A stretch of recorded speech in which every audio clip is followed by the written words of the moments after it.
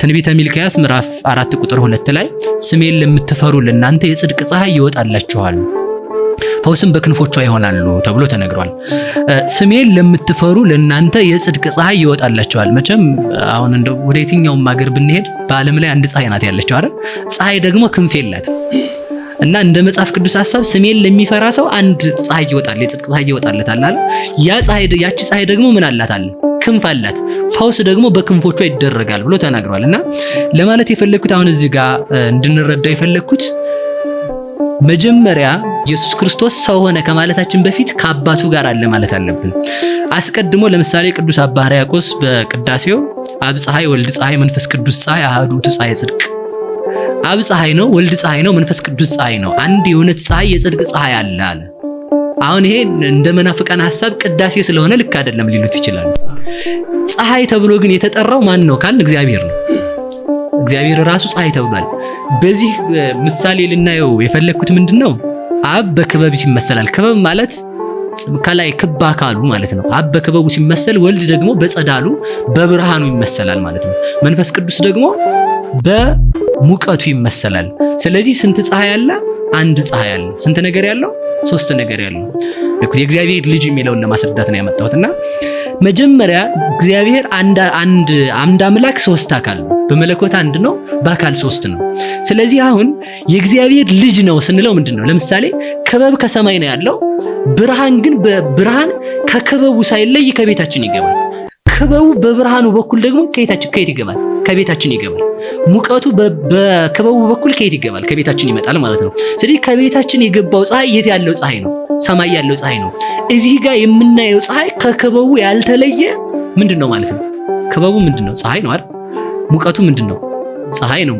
ጸዳሉ ምንድነው? ፀሐይ ነው። ስንት ፀሐይ አለ? አንድ ፀሐይ። ስንት ነገር ያለው? ሶስት ነገር ያለው አንድ ፀሐይ አለ። ስለዚህ ሶስት አካል ያለው አንድ እግዚአብሔር አለ አልን። አሁን መጀመሪያ ሶስት አካል ያለው አንድ እግዚአብሔር አለ ካል ወልድ ደግሞ የአብ ልጁ ነው። አሁን ለምሳሌ ወልድ ከአብ ተወለደ ስንል እኔን ለማስገኘት አባቴ መቅደም አለበት። አባቴን ለማስገኘት አባቱ መቅደም አለበት። አባቱን ለማስገኘት ያው አባቱ ይቀድማል ስንል አዳም ጋር እንደርሳለን ነው ባጭሩ ማለት ነው ስናሳጥረውና እንደዚህ ከሆነ ወልድ የአብ ልጅ ከሆነ አብ አይቀድመውም ወይ የሚል ጥያቄም አለ። ለምሳሌ አባቱ ከሆነ መቅደም አለበት፣ ልጁ ከሆነ ደግሞ መከተል አለበት። የምን ህግ ነው? የፍጥረት ህግ ነው። ለምሳሌ ይሄንን ስናነሳ በዚያው ይዘነው እንድንሄድ የምፈልገው ብዙ ሰዎች ጥያቄ ሲያነሱ እንዲህ ይላሉ፣ አባቱ የማይቀድመው ልጅ ነው ስንላቸው አባቱ የማይቀድመው ልጅ የለም ብለው ክርክር ያመጣሉ ማለት ነው። ይሄን ክርክር ሲያነሱ ይሄ ለእናንተ አልተረዳችሁም ስንላቸው ለእናንተ የተገጠመው የመላክ ጭንቅላት ነው ወይ የሚል ያነሳሉ።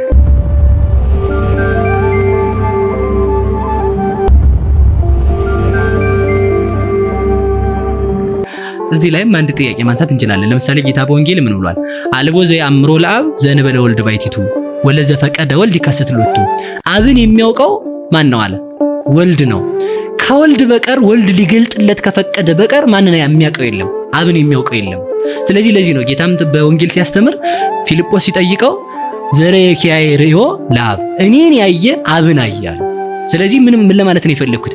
ሰውን እኛ ኦርቶዶክሳውያን እግዚአብሔርን አወቅነው ወይም እኛ የእግዚአብሔር ልጅ መሆኑን ተረዳን ስንል እኛም ማንረዳው የእናንተ ጭንቅላት ምንድነው? የመላክ ጭንቅላት ነው ወይ ይሉናል።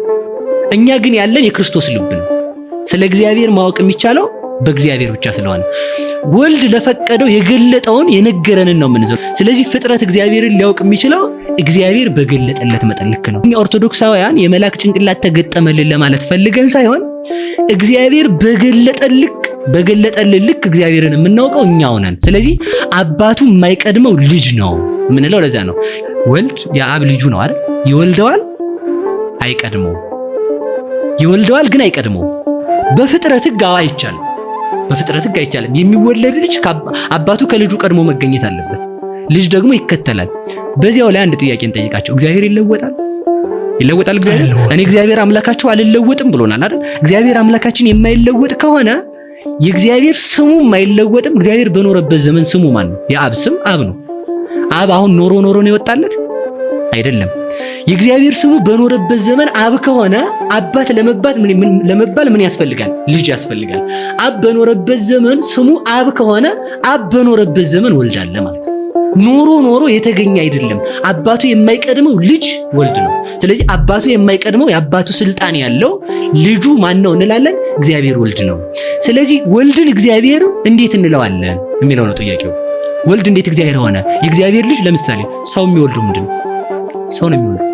ዝንጀሮ የሚወልደው ዝንጀሮ ነው። የእግዚአብሔር ልጅ ማለት እግዚአብሔር ማለት ነው። የእግዚአብሔር ልጅ ማለት እግዚአብሔር የሰው ልጅ የሰው ባህሪ ያለው ነው። የሰው ልጅ ሰው ነው። የወፍ ልጅም ወፍ ነው። ወፍኒ ይወልድ ኦፈ አላ ይወልድ አርዌ። ወፍን ይወልዳል እንጂ አውሬ አይወልድም። ወፍ አንበሳ አይወልድም። እግዚአብሔር የሚወልደው እግዚአብሔርን ነው። ለዚህ ነው አንደኛ ዮሐንስ ምዕራፍ 5 ቁጥር 20 ላይ ምን ይላል? የእግዚአብሔር ልጅ እንደመጣ ንነሰን አምር ከመመጻ ወልደ እግዚአብሔር ወሃበነ ጥቀ ከመናይ ምሮ ለእግዚአብሔር በጽድቅ። የእግዚአብሔር ልጅ እንደመጣ እሱም እውነተኛ የሆነ አምላክ እንደሆነ የዘላለም ሕይወት እንደሆነ እናምናለን እናውቃለን ያለው። ስለዚህ የእግዚአብሔር ልጅ ካል እግዚአብሔር ማለታችን ነው። እግዚአብሔር የሚወልደው እግዚአብሔርን ስለሆነ ለምሳሌ ክርስቶስ ኖሮ እንደ ሰው አባት ቀድሞ ልጅ እንደሚከተለው ኖሮ ተወለደ ካል አብ ወልድ እስከሚኖር ድረስ ጨለማ ነበር ወይ የሚል ጥያቄ ያስነሳል። ለምን ወውእቱ ጸዳለ ስብሐቲሁ ብሎ ቅዱስ ጳውሎስ ዕብራውያን ምዕራፍ 1 ላይ ያስቀምጧል። እሱ የእግዚአብሔር አብ የባህሪው ነጸብራቅ ነው አለ። የባህሪው ነጸብራቅ ከሆነ የፀሐይ ብርሃኑ በክበቡ ልክ ነው። ስለዚህ የእግዚአብሔር ወልድ አካል በእግዚአብሔር አካል ሩያን ሙንቱ በአካል የተካከሉ የአባቱ ግዛቱ የአባቱ መንግስቱ የአባቱ ስልጣኑ የአባቱን ያህል ግዛት ያለው የአባቱን ያህል እድሜ ያለው ልጅ ነው ማለት ነው። ስለዚህ ምንድነው የፀሐይ ብርሃን ከክበቡ እንዳይለይ ክርስቶስ ከአብ ተለይቶ የነበረበት ዘመን የለም። በምንነቱ በቀዳማዊ ቃልነቱ ማለት ነው። በቀዳማዊ ቃልነቱ ከአብ የተለየበት ዘመን የለም። እዛ ላይ አንድ ነገር ብቻ አይተን ወደ ሁለተኛው ፖይንት እንድንሄድ ማለት ነው። ሁለተኛ እዚህ ላይ መናገር የፈለኩት የፀሐይ ብርሃኑ ከክበቡ ወጥቶ የሚያልቅበት ዘመንም የለው። ከክበቡ ተለይቶ የሚኖርበት ዘመን የለው። ወጥቶም አያልቅም። ወልድ ከአብ የሚለይበት ዘመን የለው። ምን ስለሆነ? የአብ ቃሉ ስለሆነ ማለት ነው። ለምሳሌ አሁን እኛ አለን እዚህ እንዳለን እና ያለን አይደል? ስናይ ፀሐይ በወጣች ጊዜ ስንመለከት የአይናችን የሚዋሃደው ሙቀቱን ነው ክበቡን ነው ብርሃኑን ነው። አይናችን ተዋህዶ ማየት የሚችል ብርሃኑ ሙቀቱን ቢዋሃድስ አይናችን ሊቃጠል ይችላል ማለት ነው። ስለዚህ ከሶስቱ አካል አንዱን አካል ነው መርጦ የሚዋሃደው አይናችን። አይን የተባለች ድንግል ማርያም ናት። ከድንግል ማርያም ስጋን የነሳ አብ አይደለም። ከድንግል ማርያም ስጋን የነሳ መንፈስ ቅዱስ አይደለም። ከድንግል ማርያም ሰው የሆነ የእግዚአብሔር ልጅ እግዚአብሔር ነው። እሱ ሰው ሆነ። ለምን? ፀሐይን ባየን ጊዜ ክበቡን ብናይም የተዋሃደ ግን አይናችን ብርሃን ነው። የፀሐይን ጸዳል ሙቀቱን እያየን ከሙቀቱ ለይቶ ክበቡን ከሙቀቱ ለይቶ የአይናችን ክበብ ብንት ወይንም ብሌን የምንለው የሚዋሃደው ምኑን ነው? ብርሃኑን ነው። እንደዚሁ እንደሆነ ሁሉ ስጋን የተዋሃደ እግዚአብሔር ወልድ ነው። ከስጋችን ስጋ ከነፍሳችን ነፍስ ነስቶ ከእናታችን ከቅድስት ድንግል ማርያም ሰው የሆነ እግዚአብሔር ወልድ ብቻ ነው። ለምን ቢባል በአይን የሚታየው ብርሃን እንጂ ክበብ አይታይ። ክበብ አይንን አይዋሃድም። አይን የምትዋሃደው ምንን ነው? ብርሃንን ነው። የመወለድ ግብር ያለው እግዚአብሔር ወልድ ብቻ ነው ማለት ነው። በአጭር ቃል የእግዚአብሔር ልጅ ስንል እግዚአብሔር ማለታችን ነው። የእግዚአብሔር ልጅ ማለታችን ራሱ እግዚአብሔር። ለዚህ ነው ቅዱስ ጳውሎስ የእግዚአብሔር ልጅ እንደመጣ እሱም እግዚአብሔር እንደሆነ እናውቃለን ያለው። የእግዚአብሔር ልጅ እንደመጣ እሱም እግዚአብሔር እንደሆነ ብሎ ተናግሯል። በሌላም ማገላለጽ ቅዱስ እግዚአብሔር አምላካችን የማቴዎስ ወንጌል ምዕራፍ 23 ቁጥር 42 ላይ አይሁድን ጠይቋቸው። አይሁድን ምንድነው ያላቸው? ክርስቶስን ማን ትሉታላችሁ ሲላቸው የዳዊት ልጅ አሉት። የዳዊት ልጁ ከሆነ እፎይ ብሎ እግዚእ ልጁ ከሆነ እንዴት ጌታው ይሆናል ሲላቸው ጸጥ አሉ ማለት ነው። ስለዚህ ክርስቶስ የዳዊት ልጁ ሲሆን እግዚኡ ለዳዊት ነው። የዳዊት ፈጣሪው ነው ማለት ነው። ስለዚህ ክርስቶስ ማለት የእግዚአብሔር ልጅ ማለት የእግዚአብሔር ልጅ ስንል የእግዚአብሔር ልጅ ስንል እግዚአብሔር ማለታችን ነው።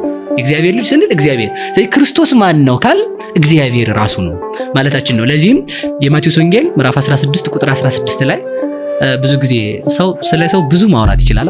ስለ ሰው ሪሰርች መስራት ይችላል። ስለ ራሱ ነው ሪሰርች መስራት የሚያቅተው። እና ጌታችን መድኃኒታችን ኢየሱስ ክርስቶስ በፊልጵስዩስ ቂሳርያ ሐዋርያቱን ሰብስቦ አንድ ጥያቄ ጠይቋቸዋል። የሰው ልጅ ሰው ማን ይለዋል የሚል ጥያቄ ጠይቃቸው። እናውቀዋለን ሁላችንም። አንዱ ዮሐንስ መጥምቅ፣ አንዱ ኤልያስ፣ አንዱ ከነቢያት ቀደምት አንዱ እንደዚያ ብለው መለሱለት። እናንተስ ማን ትሉኛላችሁ ሲላቸው አንተ ሙሰኬ መነ ትብሉኒ ሲላቸው ሁሉም ዝም ሲሉ ቅዱስ ጴጥሮስ ግን አንድ ነገር ተናግሯል። አንተ ውእቱ ክርስቶስ ወልደ እግዚአብሔር ሕያው፣ አንተ የሕያው ባህሪ የእግዚአብሔር አብ የባህሪ ልጁ ነህ። እዚህ ጋር ነው ሽልማት የተሰጠው። ብፁዕ አንተ ስምዖን ወልደ ዮና እስመ ኢከሰተ ለከ ዘንተ ዘሥጋ ወደም አላዌ ዘበሰማያት። የዮና ልጅ ስምዖን ጴጥሮስ ሆይ ይህንን ዕውቀት የገለጠልህ የሰማይ አባቴ ነው እንጂ ስጋዊ ደማዊ መምህር አልገለጠልህም። ስለዚህ ምንድነው አለው? ብፁዕ ነህ አለው። ስለዚህ ክርስቶስ የማን ልጅ ነው ከተባለ የእግዚአብሔር ልጅ እግዚአብሔር ማለታችን ነው። በሌላም ማስረዳት እንችላለን። እንደው አንድ የሚደንቅ ነገር ማለት ነው፣ በጣም የሚደንቅ ነገር ካየ ነው ማለት ዮሐንስ ወንጌል ምዕራፍ 1 ቁጥር 52 ላይ ወረከቡ ፊልጶስ ለናትናኤል ይላል አይደል? ፊልጶስ ናትናኤልን አገኘው፣ መሳሳብ ሆነ፣ ይዞት መጣ እና ኢየሱስን አገኘነው አለ። እንደዚህ ሙታን የሚያስነሳ እንደዚህ ብሎ ሲነግረው ከናዝሬት ደግሰው ይወጣሉ ይክልኑ ይጻብስ ይሄድም ናዝሬት ከናዝሬት ደግሰው ይወጣል ሲለው ማሳመን አልቻለም። ስለዚህ ምንድነው ያለው? ናአትራይ ናና ያለው። ከዛ ሄዶ እስከ 10 ሰዓት ቆዩ ይላል። እስከ 10ኛው ማረግ ደረሰ ነው ትርጓሜው።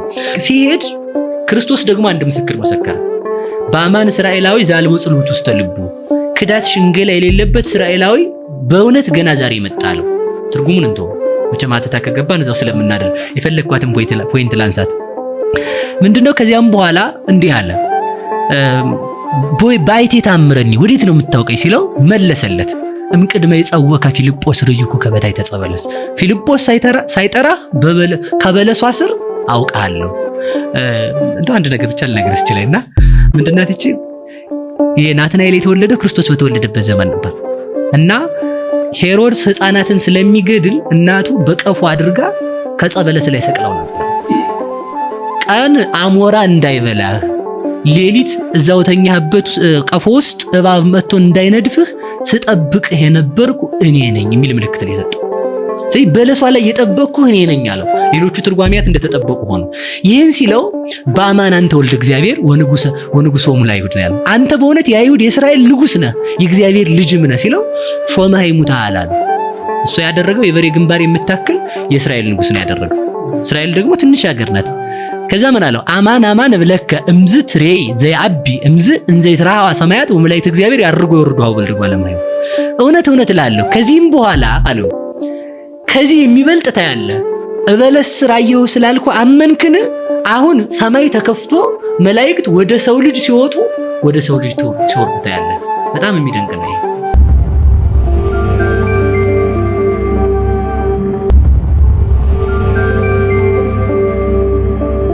ለሐዋርያቱም ዘወር አለና ምን አላቸው?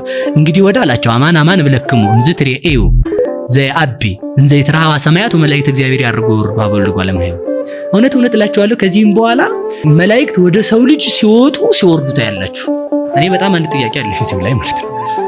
የሰው ልጅ የሚኖረው በየት ነው? በምድር። እና መላእክት የሚወጡት ወዴት ነው? ወደ ሰማይ። አሁን ሲወጡ ወየት ነው የሚደርሱት? ወደ ሰው ልጅ ነው። የሚወርዱት ደግሞ ወደ ሰው ልጅ ነው። ወደ ሰው ልጅ ሲወጡ ሲወርዱ አለ።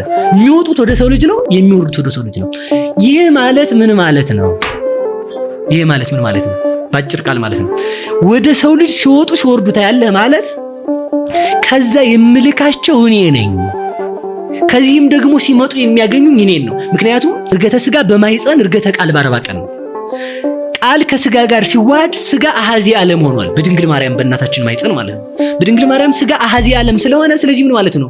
መላእክት ከዚህ ሲወጡ ጽርሐ አርያም ላይ የሚያገኙ እኔን ነው፣ ሲመጡ ደግሞ የሚያገኙ እኔን ነው። ሌላው ምንድነው? ሁለተኛው አምላክ ሰው ሆነ፣ ሰው አምላክ ሆነ ብለው የኔን ጌትነት ሲገልጡ ታያለ። ስለዚህ መላእክትን ማሰማራቸው ወደዚህ ምልካቸው ምን ነኝ፣ እዛም ሲወጡ ዙፋኔ ላይ የሚያገኙ እኔን ነው። ስለዚህ ሰው የሚኖረው በየት ነው? በመሬት ነው። አሁን ግን ሰው በየት ኖረ? አሃዚ ዓለም ሆነ ማለት ነው።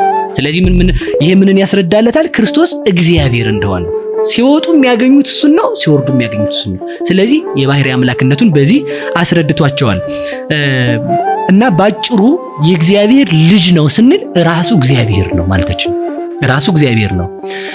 ራሱ እግዚአብሔር ነው ስንል ደግሞ ምን ማለታችን ነው? ራሱ እግዚአብሔር ነው ስንል እግዚአብሔር ስጋን ሲዋሃድ አካላዊ ቃል ስጋን ሲዋሃድ ስጋ ምን ሆነ ማለት ነው? አምላክ ሆነ። ለምሳሌ እንቲያሁ ለቃል ኮነ ለስጋ እንቲያሁ ለስጋ ኮነ ለቃል ይላል ቅዱስ ቄርሎስ። የቃል ገንዘብ ለስጋ የስጋ ገንዘብ ለቃል ሆነ። የሥጋ ገንዘብ ለቃል የቃል ገንዘብ ለሥጋ ከሆነ እንግዲህ ቃል ከሥጋ ጋር ሲዋሃድ የቃል ቀዳማዊነት የማን ቀዳማዊነት ነው? የሥጋ ቀዳማዊነት ነው። 5500 ዘመን ይቀድመው ነበር አይደል ሥጋን። ለምሳሌ ክርስቶስ 5500 ዘመን ሲፈጸም ነው ሰው የሆነው እግዚአብሔር ሰው ሲሆን። አሁን ግን ምን አለ? አይሁድ ሲጠይቁት እምቅድመ ይትወለድ አብርሃም አለው እንኳን አላቸው። ዮሐንስ ወንጌል ምዕራፍ 8 ላይ አብርሃም ሳይወለድ እኔ ያለው አላቸው። ሥጋ እኮ ምንድነው ያሉት አይሁድ?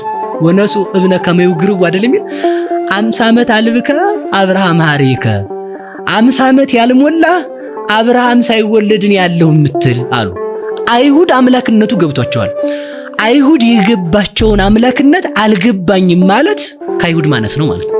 ስለዚህ አይሁድ 50 ዓመት ያልሞላ አብርሃም እንዴት እኔን አየ ትላለህ አሉት። ስለዚህ አይሁድ ሊወግሩት ሊገድሉት የተነሱ እሱ የባሕርይ አምላክ መሆኑን ሳያውቁ ቀርተው ነው። የባሕርይ አምላክ አይደለም እያሉት ነው ማለት ነው። ስለዚህ ምንድነው በቃል ገንዘብ ምንድነው እያላቸው ነው? አብርሃምን የፈጠርኩት እኔ ነኝ፣ ቀዳማዊ አምላክ ነኝ። ዘመን የማይቆጠርለት ቃል ዘመን ሲቆጠርለት ዘመን የሚቆጠርለት ሥጋ ዘመን የማይቆጠርለት ቃል ሆኗል ማለት ነው። ኃያሉ አምላክ ደካማ ሥጋን ሲዋሃድ ደካማ ሥጋ ደግሞ ኃያል አምላክ ሆኗል ማለት ነው። ያ የሚያዘው 3 ክንድ ከስንዝር የነበረው ሥጋ በድንግል ማርያም ማይጸን እንደውም የ15 ዓመት ብላቴና ነው የሚለው አይደል? የ80 የ70 ዓመት ብትሆን ትችላለች ቢሉ አችለው። እንግዲያስ ምኗን መናገር ነው? መጠኗን መናገር ነው። 3 ክንድ ከስንዝር መሆኗን 15 ዓመት መሆኗን ማለት ነው።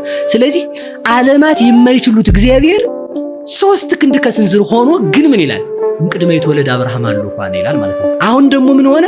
አሐዚ ዓለም ሆኗል ማለት ነው። ስለዚህ የእግዚአብሔር ልጅ ስንል እግዚአብሔር ማለታችን። እዚህ ማቴዎስ ወንጌል ምዕራፍ 26 ላይ ሊቀ ካህኑ የጠየቀው ጥያቄ ነበረ። ሊቀ ካህናቱም ተነስቶ እነዚህ ለሚመሰክሩብህ አንድ ስንኳ አትመልስም አለው። ኢየሱስ ግን ዝም አለ። ሊቀ ካህናቱም አንተ የእግዚአብሔር ልጅ ክርስቶስ የሆንክ እንደሆነ እንድትነግረን በሕያው በእግዚአብሔር እምልልሃለሁ አለው። ክርስቶስም አዎ አለው። ይህን ከተናገረ በኋላ ሊቀ ካህኑ ግን ልብሱን ቀደደ በብስጭት። በዚህ ደረጃ ሊቀ ካህኑን ያበሳጨው ነገር ምንድን ነው? የእግዚአብሔር ልጅ ነኝ ማለት ነው። ሌሎቹ የእግዚአብሔር ልጆች አይደሉም? ሊቀ ካህናቱ ሕዝበ እስራኤል እኮ የእግዚአብሔር ልጆች ተብለዋል። የእግዚአብሔር ልጅ ነኝ ማለቱ ይህን ያለ ምን ያበሳጨዋል? ሊቀ ካህኑ ገብቶታል። አሁን ቅዱስ ጳውሎስ ዕብራውያንን 1 ምዕራፍ 1ን ሲጽፍ በብዙ ነገር ወበብዙ መክፈል ታይዳ እግዚአብሔር ለአበዊነ በነቢያቲሁ እምትካት እግዚአብሔር በብዙ ህብረ አምሳል በብዙ ህብረ ትንቢት ለነቢያት ለአባቶቻችን ተናገረ። ወበዳሪ ሰማዋል ነገረነ በወልዱ ዘረሰ ወራስ ይልኩሉ። በመጨረሻው ዘመን ግን ሁሉን ወራሽ ሁሉን ገዥ ባደረገው በልጁ ነገረ። እችን እንያዛ። በመጨረሻው ለምሳሌ ስለ ነቢያት ቢያወራ ወልደ ዘበኩሬ ተብለዋል። የነቢያት ልጅነት የጸጋ ልጅነት ነው። የክርስቶስ ልጅነት ግን የባሕርይ ልጅነት ነው። ለምሳሌ አንድ ጥያቄ አሁንም እናንሳ እዚሁ ላይ ማለት ነው። ለምሳሌ እኔ የምወልደው ልጅ የኔ አካል የኔ ባሕርይ ነው እንጂ የኔ ዕውቀት የለው፣ የኔ ኃይል የለው፣ የኔ ስም የለው፣ የኔ ገንዘቤን ሊወርስ ይችላል፣ ግን አካሌን መውረስ አይችልም። ክርስቶስ ግን ወራሴ ሁሉ ነው። አርዮስ ለዚህ ነው ሲያወርሱት የማይወርስ አለ የሚል ጥያቄ አነሳ ማለት ነው። ከዛ ምን እንለዋለን? እሱ ግን ወውቱ ጸዳለ ስብሐቲሁ ብለን የምንመልስለት ለዚያ ነው። ክርስቶስ ወራሴ ሁሉ ነው። የአባቱ ስልጣኑ ነው ስንል እግዚአብሔር ራሱ ነው። ምንድነው? ዮሐንስ ወንጌል ምዕራፍ 15 ቁጥር 16 ላይ ኩሉ ዘቦ ለአቡየ ዚአየ ውእቱ፣ ለአባቴ ያለው የኔ ነው አለ። ለዚህ ነው አያማልድም የምንለውም ከዚህ የተነሳ ነው። አይለምንም የምንለውም ከዚህ የተነሳ ነው። ክርስቶስ ለአባቱ ያለው የሱ ከሆነ ምን ብሎ ይጠይቀዋል አባቱ? ስለዚህ ምንድነው በልጁ ነገረን ሲል ህልው ሆኖ ነው። ህልው ሆኖ ማለትን በአንድ ነገር ብቻ እናስረዳት ከተነሳቸውንም ደግማ ማለት ነው። ለምሳሌ አንድ ሰው ልብ አለው አይደል? ቃል አለው አይደል? እስትንፋስ አለው አይደል? ስንት ሰው ነው? አንድ ሰው። ሶስት ነገር አለው። ምን? ልብ፣ ቃል፣ እስትንፋስ። እሺ አሁን ልብ ሊናገር ሲል ከቃል ጋር ተመካክሮ ነው ቃልን በነሲ ገንዘብ አድርጎ ነው የሚናገርበት። ያንን ቃልና ልናገርብ ብሎ ተጣርቶ አይደለም አይደል? ሲጣራ ራሱ እንደው ተጣራ ብንል በምንድን የሚጣራው? በራሱ በቃል ነው። ስለዚህ ምንድነው በልጁ ነገረን ያለው ማለት ነው። በልጁ ነገረን የሚለው ቅዱስ ጳውሎስ ምንድነው ህልው ሆኖ በአካል ተገልጦ ነው። እግዚአብሔር ራሱ ነገረን ማለት ነው። ለምሳሌ አብ ልብ ነው። ወልድ ቃል ነው። የቃል መኖሪያው ልብ ነው። በልብ ያልታሰበ ቃልም የለም። ልብ የማያውቀው ቃልም የለም። ሕይወት የሌለውም ልብም የለም። ሶስቱ ነገር አብረው ነው የሚሄዱት። ለምሳሌ ቃል ሆኖ በልብ የሌለ የለም። ልብ ደግሞ ያለ ቃል ከኖረ ድዳ ነው። ልብና ቃል ደግሞ ያለ ሕይወት ከኖሩ ሙታን ናቸው። ስለዚህ ሥላሴ ምንድነው ወልድ በልጁ ነገረን ሲል አብ በልብነት ወልድ የማን ቃል ነው ማለት ነው? ወልድኒ ቃሎሙ ለአብ ወለመንፈስ ቅዱስ ወልድ የአብና የመንፈስ ቅዱስ ቃላቸው ነው። ቃላቸው ከሆነ እናስታውስ እንግዲህ ለምሳሌ እግዚአብሔር የሚለውን ሐሳብ አሰብ ነው ጻፍ ነው እዚህ ላይ እግዚአብሔር ብለን ጻፍ ነው። አሁን እግዚአብሔር ብለን ስንጽፈው ቃላችን ከልባችን ወጥቷል አልወጣም? ከልብ እንዳለ ከየት አለ? ከዚህ አለ ማለት ነው። ስለዚህ ለዚህ ነው የእግዚአብሔር ልጁ እግዚአብሔር ነው ምንለው። እግዚአብሔር በልጁ ነገረን ስንል ምን ማለታችን ነው ከተባለ ወልድ ከድንግል ማርያም ሰው ሆኖ ቢገለጥም የአብና የመንፈስ ቅዱስ ቃላቸው ነው። ቃል ከልብ እንደማይለይ ወልድ ሰው ሆኖ እያየነው ከአባቱ አልተለየም። የአባቱ ቃል ነው። ተጸንሶም ሳለ የአብ ቃል ነው። ለስላሴ አራተኛ ለቃል ሁለተኛ አልሆነም። ስጋ ተዋህዶታል። የተዋህደውን ያንን ስጋ ምንድነው ያደረገው? ለሊሁ አንገሶ ለስጋው ወረሰዮ አሐደ ምስሊሁ ወይ ተሳተፎ መኑ በፈጢረ ስጋው በለቢሰ ስጋው ሲል ነው ብለው ይተረጉሙታል። ስጋን በመልበስ ማንም አልተሳተፈውም። አብ መንፈስ ቅዱስ ሰው አልሆነም። ያ ሰው የሆነው ቃል ግን የማን ቃል ነው? የአብ ቃል ነው። ስለዚህ እግዚአብሔር በልጁ ነገረን ስንል በአብ ልብነት የታሰበው በወልድ ቃልነት ተነገረን፣ በመንፈስ ቅዱስ ሕይወትነት የተኖረው በወልድ ቃልነት ተነገረን ማለት ነው። ስለዚህ ባጭር ቃል ይሄንን አሁንም እንረዳው መልሰን ማለት ነው። አብ ልብ ከሆነ ወልድ ቃል ከሆነ መንፈስ ቅዱስ ሕይወት ከሆነ ቃል በተጻፈ ጊዜ ከልብ አይወጣም አይደል? ወሶበይ ፈቀድ ከለቃልከ ትልከው አንተ እንኳን ቃልክን ልጻፈው ባልክ ጊዜ በወረቀት ላይ አስፈራው በየት አለ? በልብህ አለ። ስለዚህ ወልድ በስጋ ተገልጦም በየት አለ? በአባቱ ወይን አለ። በእናቱ ማይፀን አለ፣ በአባቱ እቅፍ አለ። ለዚህ ነው ቃል ከልብ ሳይለይ መጻፍ ከቻለ እግዚአብሔር ወልድ ከእግዚአብሔር አብ ሳይለይ በስጋ ተገለጠ የምንለው ከዚህ የተነሳ ነው። ስለዚህ አብ የማን ልብ ነው ማለት ነው? የወልድ ወልድ። ለዚህ እኮ ነው ሁሉ ምንድነው ወልድ ከአባቱ ያላየውን አይናገርም ማለት። ከአባቱ የሌለ ወልድ የማያውቀው አብ የሚያውቀውም የለም፣ አብ የማያውቀው ወልድ የሚያውቀውም የለም። ሁሉም በልብ የተመከረ ቃል ምንድነው? ራሱ በልብ የተመከረ ሐሳብ ቃል ነው አይደል? ልብ የሚኖረው በህይወት ነው። ለምሳሌ ልብ አሰበ፣ ቃል ተነገረ፣ ትንፋሽ ተተነፈሰ ነው የሚባለው። ስለዚህ አብ ምን ይባላል ከተባለ አብ ልብ ነው። አብና መንፈስ ቅዱስ ሰው ያልሆኑትም ለዚህ ነው። የልብ ግብሩ ማሰብ እንጂ ሰው መሆን አይደለም። ስለዚህ ሊቀ ካህኑ አውቋል ማለት ነው። የእግዚአብሔር የባህሪ ልጅ መሆኑን አውቋል ማለት ነው። እዛው ላይ ስናሳጥረው ማለት ነው የእግዚአብሔር የባህሪ ልጅ መሆኑን ያወቁበት አንድ ምክንያት አለ። እሱ ምንድነው? እኔ እያለ ነው የሚያስተምረው። እኔ እያለ አሁን ጠብ የጀመረው በእኔ ነው። ጠብ ምህረት የተደረገው እኔ በሚል ቃል ነው። ጠብ የጀመረው ዲያብሎስ የመጀመሪያ ሰዓት የለኮሰው እኔ አምላክ ልሁን ብሎ ነው። እኔ የሚለው የእግዚአብሔር ስም ነው ይላል ማቴዎስ ዳው የተባለ የቤተክርስቲያናችን አባት ማለት ነው። ማቴዎስ ምስኪኑ ወይም ማቴዎስ ቅዱስ ማቴዎስ ዳው ተብሎ ይጠራልና ዲያብሎስ እኔ አለ። ከዛ አዳም ደግሞ በዚህ ኃጢአት መልሶ ሲወድቅ እኔ አምላክ ልሁን አለ። ሔዋን በዚህ ኃጢአት ስትወድቅ እኔ አምላክ ልሁን አለ። እኔ የእግዚአብሔር ስሙ ነው። ነቢያት ትንቢት ሲናገሩ እግዚአብሔር እንዲህ አለ ይላሉ። ሲነግራቸው ደግሞ ለነቢያት ለራሳቸው ሲነግራቸው ደግሞ ምን ይላቸዋል? እኔ እግዚአብሔር ቀናተኛና ተበቃይ አምላክ ነኝ፣ እኔ እግዚአብሔር አምላክ አዘዝኩ እንዲህ አድርግ ይላቸዋል ማለት ነው። ስለዚህ እኔ ብሎ የሚናገር እግዚአብሔር ነው። አንደኛ በዚህ አወቁት እኔ በማለቱ። በዮሐንስ ወንጌል በተለይ በአዲስ ኪዳን በብዙ ቦታ ላይ እኔ እያለ ነው የሚናገረው። እኔ የሚለው እግዚአብሔር ስሙ ነው። አንድ ሁለተኛ ደግሞ ኃጢአትን ማስተስረይ የሚችለው እግዚአብሔር ነው። ኃጢአትን ማስተስረይ ለምሳሌ ነቢያት ሲያድኑ እግዚአብሔር አዳናችሁ። ሐዋርያት ለምሳሌ ሲያድኑ በእግዚአብሔር ስም ውጣ እግዚአብሔር። አሁን ለምሳሌ ካህኑን እንደውኛ ስንሳለም እንኳን ብናይ ባረኳችሁ ፈታዋችሁ አይደለም የሚለው እግዚአብሔር ይፍታህ ነው የሚለው። ስለዚህ ምን ለማለት ነው የፈለኩት?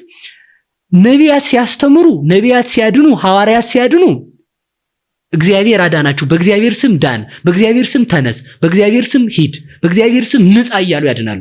እሱ ግን እልሃለሁ ተነስ፣ በዚህ ያውቀውታል። እልሃለሁ ተነስ በሚለው ለምሳሌ ያንን ጎልማሳውን ሰው ያመጡለት አየት ታረገውና እልሃለሁ ተነስና አልጋህን ተሸከም አለው። መጻጉንም እንደዚያው እኔ ግን እልሃለሁ አልጋህን ተሸከምና ሂድ አለው። ያንን ለምጽ የያዘው ሰውዬ መጣ አይደል? እወዳለሁ ንጻ አለው። ኃጢአተኛይቱ ሴት መጣች አይደል? ከኃጢአትሽ ተፈውሰሻል አላት። ከኃጢአትሽ ድነሻል፣ በሽታሽም ተፈውሷል አላት። ስለዚህ ከበሽታሽ ተፈውሰሻል ይቅርታ አላትና ስለዚህ ምንድነው በዚህ አወቁት ኃጢአትን ይቅር የሚል እግዚአብሔር ነው። ኃጢአትን ይቅር የሚል እግዚአብሔር ከሆነ አንተ ራስህን እግዚአብሔር አደረግክ ነው ጥያቄያቸው። ስለዚህ አይሁድ ገብቷቸዋል። ልብሱን መቅደዱ ግን ክህነቱ እንዳለፈ ነው የሚያስረዳው። ጺሙን ነጨ ይላል። ካህን ጺሙን ከነጨ ክህነቱ አልፏል፣ ክህነታቸው አልፏል። ክህነታቸው ማለፉን እዛው ላይ መሰከረና የእግዚአብሔር እኔ እግዚአብሔር እንደውም እኮ ያላቸው ምንድነው? እኔ እንደሆንኩ አንተ ትላለህ ነው ያለው። ስለዚህ ራሱን ከእግዚአብሔር ጋር ስላስተካከለ ካህኑ ራሱ ልብሱን ቀደደ ማለት ቀደደ። ስለዚህ ያን ክህነት ማነሳው ክርስቶስ ሊቀ ካህን እንደሆነም እዛው አረጋገጠ ማለት ነው። ስለዚህ አይሁድ ይከሱት የነበር የእግዚአብሔር ልጅ መሆኑ ገብቷቸው ነው። በዚህ ምክንያት ነው።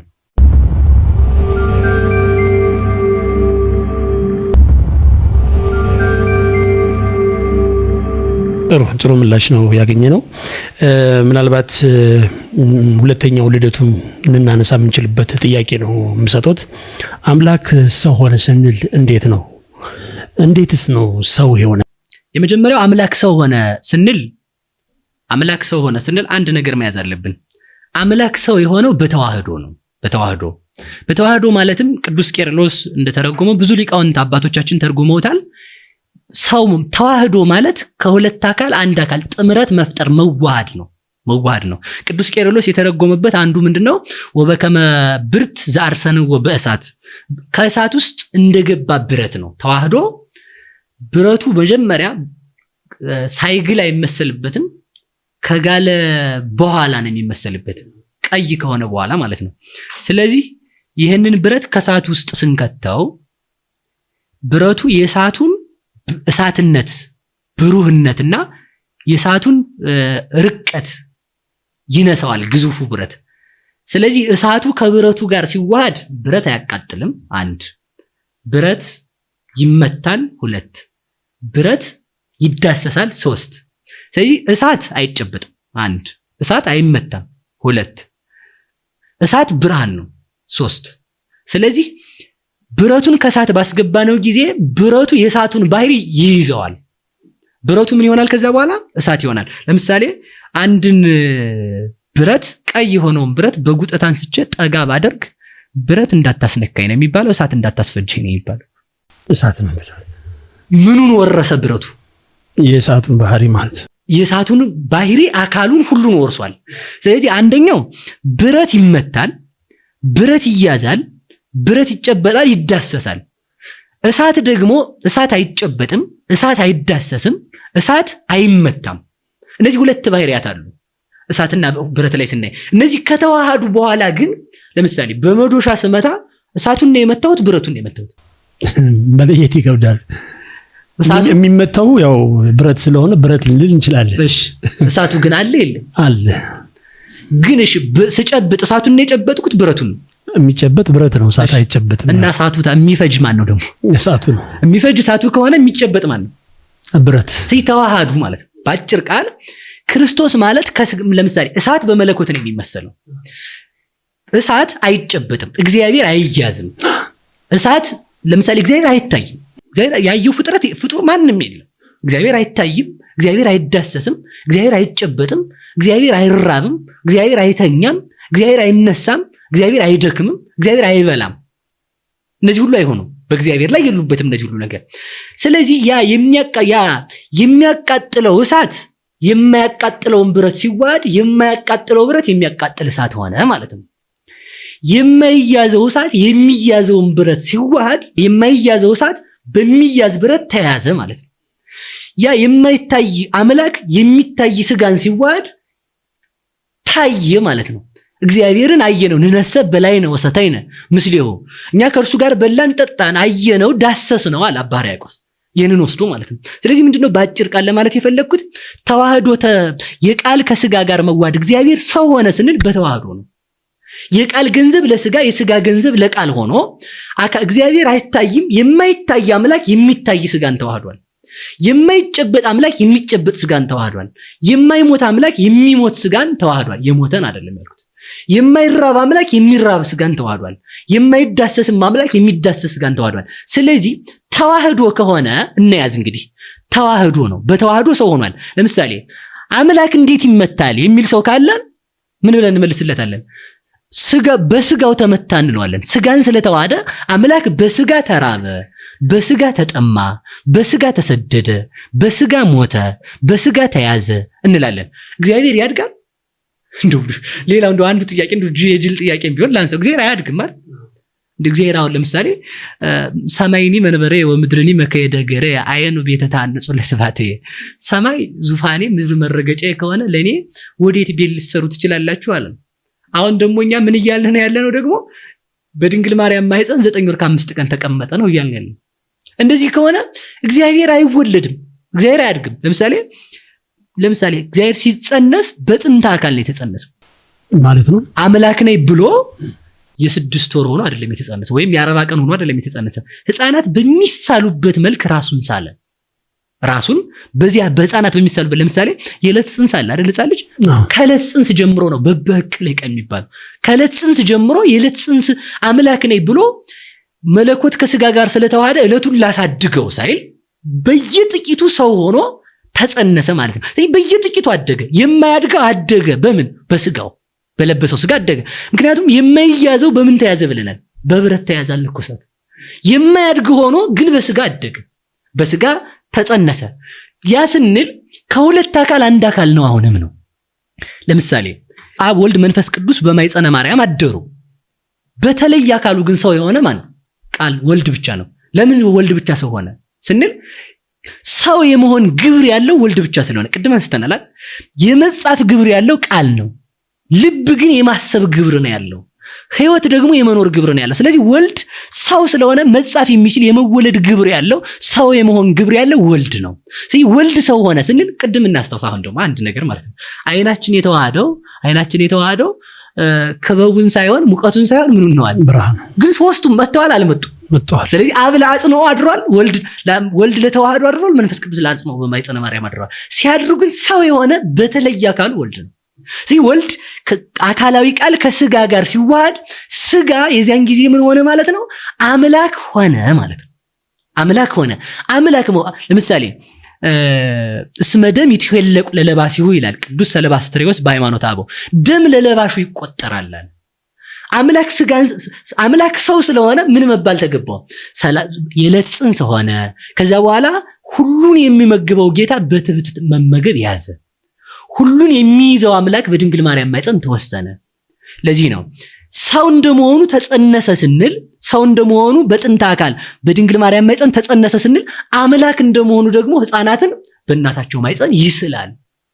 ሰው እንደመሆኑ በድንግል ማርያም ማኅፀን አለ ስንል፣ አምላክ እንደመሆኑ አሐዜ ዓለም ነው እንላለን።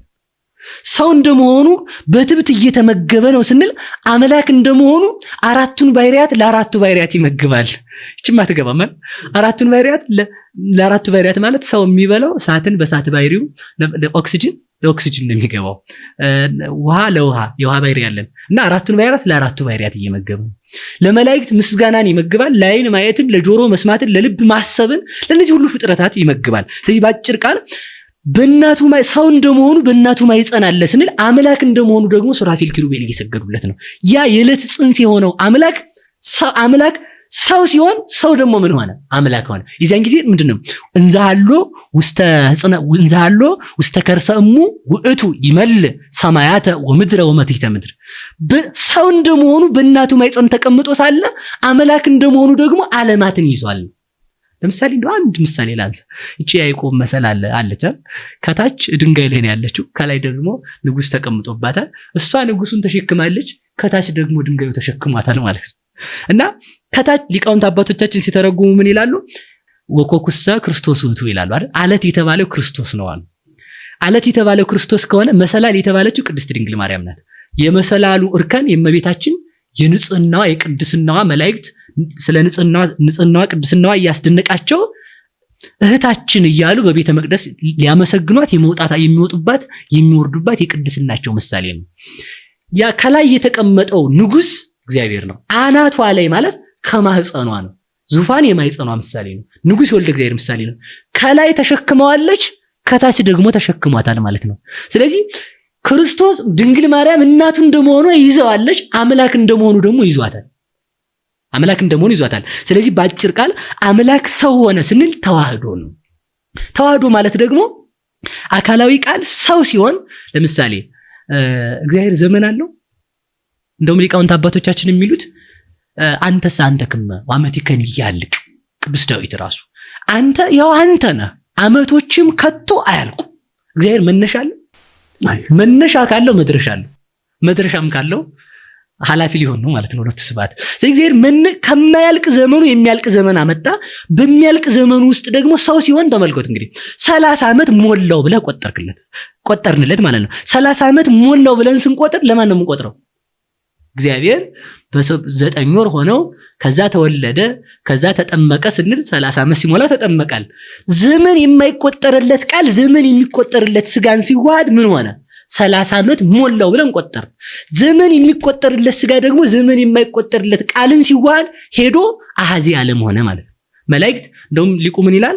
መላእክት እኮ ለሰው አይገዙም ይላል። ገዛሉ እንዴ? ለሰው አይገዙም።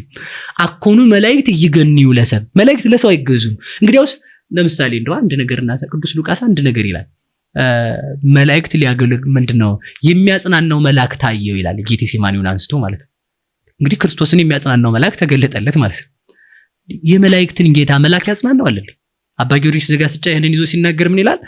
መላእክትን ለሚገዛቸው አምላክ የሚያጽናናው መልአክ ምን አይነት መልአክ ነው? ሉቃስ አንተ ሐኪም ነህ አይደል? ሐኪም ደግሞ የጎበጠውን ያቀናል፣ ያበጠውን አፍርጦ ልጦ መድኃኒት ይቀባል። አንተ ግን እንኳንስ የጎረበውና ያበጠውን አፍርጠህ ልጠህ መድኃኒት ልትቀባ አቆሰልከኝ። ምክንያቱም መላእክትን ለሚገዛቸው ጌታ መልአክ ሊያጽናናው መጣልከኝ አለ። ምን ማለት ነው ሲባል ሲጸልይ ነው መልአክ የመጣለት። ስለዚህ ምንድነው የሚሰግድለት መልአክ ተገለጸለት ነው የሚባለው።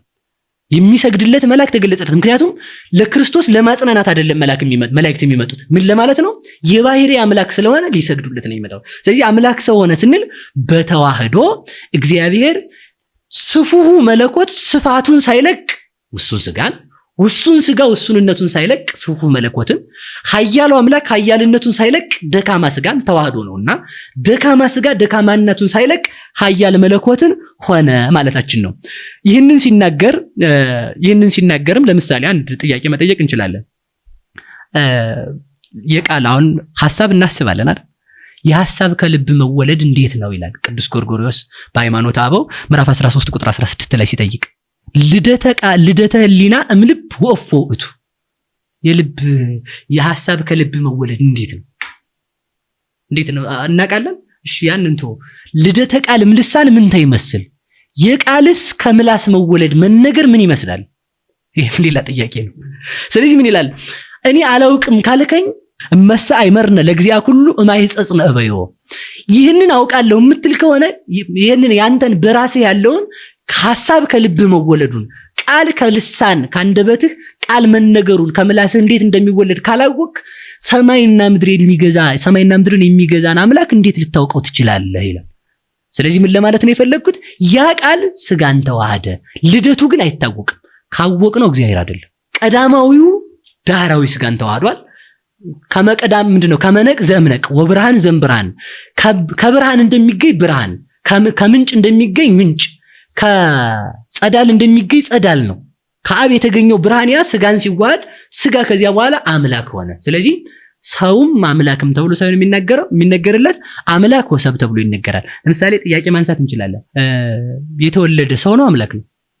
ሰው ነው ካለ ለምሳሌ ሰው ነው ካለ ሰው ሲወለድ ድንግልና ይሽራል። አምላክ ነው ካለ ደግሞ አምላክ ደግሞ አይወለድም። ስለዚህ ምን ማለት አለበት? ሰውም አምላክም ማለት አለበት። ስለዚህ እንደ አምላክነቱ ድንግልናዋን ሳይሽር ተወለደ፣ እንደ ሰውነቱ ደግሞ ተወልዶ ጡቷን ጠባ ማለት ነው። ስለዚህ ከሁለት አካል አንድ አካል፣ ከሁለት ባህሪ አንድ ባህሪ ስንል ተዋህዶ ነው። ተዋህዶ ስንል ደግሞ ምንድነው? ያለ መጎራበት። ጎረቤት ሰው ያለ መጎራበት መለየት አለበት። ያለ መለየት ከተዋህዶ በኋላ አልተለየው። ከዚያ ያለ መቀላቀል ደግሞ ይታወቃል። መቀላቀል የሚባለው ወተትንና ቡናን መቀላቀል ነው። ወተትና ቡና ተቀላቅለው ምንድነው የሚሰጡት? ማኪያቶ ይሆናሉ። ምን ይይዛሉ? ስም ማዕከላዊ፣ ጣዕም ማዕከላዊ፣ መልክ ማዕከላዊ ይይዛሉ።